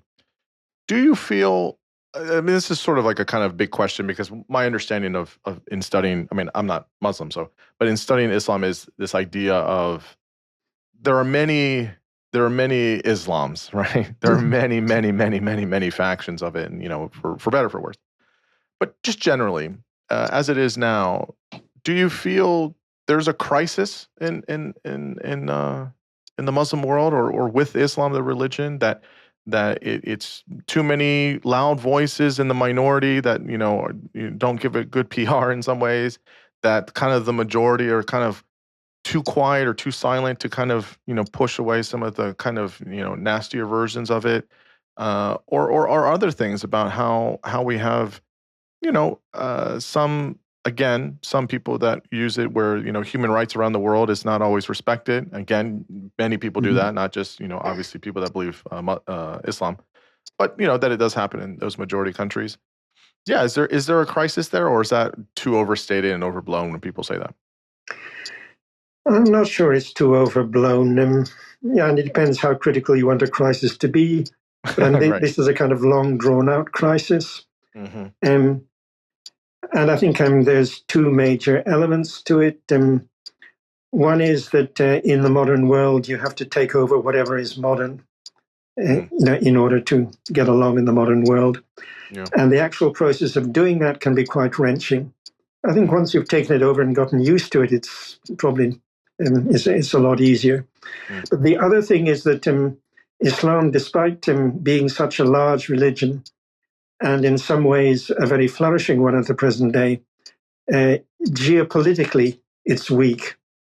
What I mean by that is, things would be very different if we had, say, an empire in the Middle East, a Muslim empire, let's say in the Eastern Middle East, that owned all the oil wells, as opposed to the present situation where those oil wells are split up between lots of different political actors.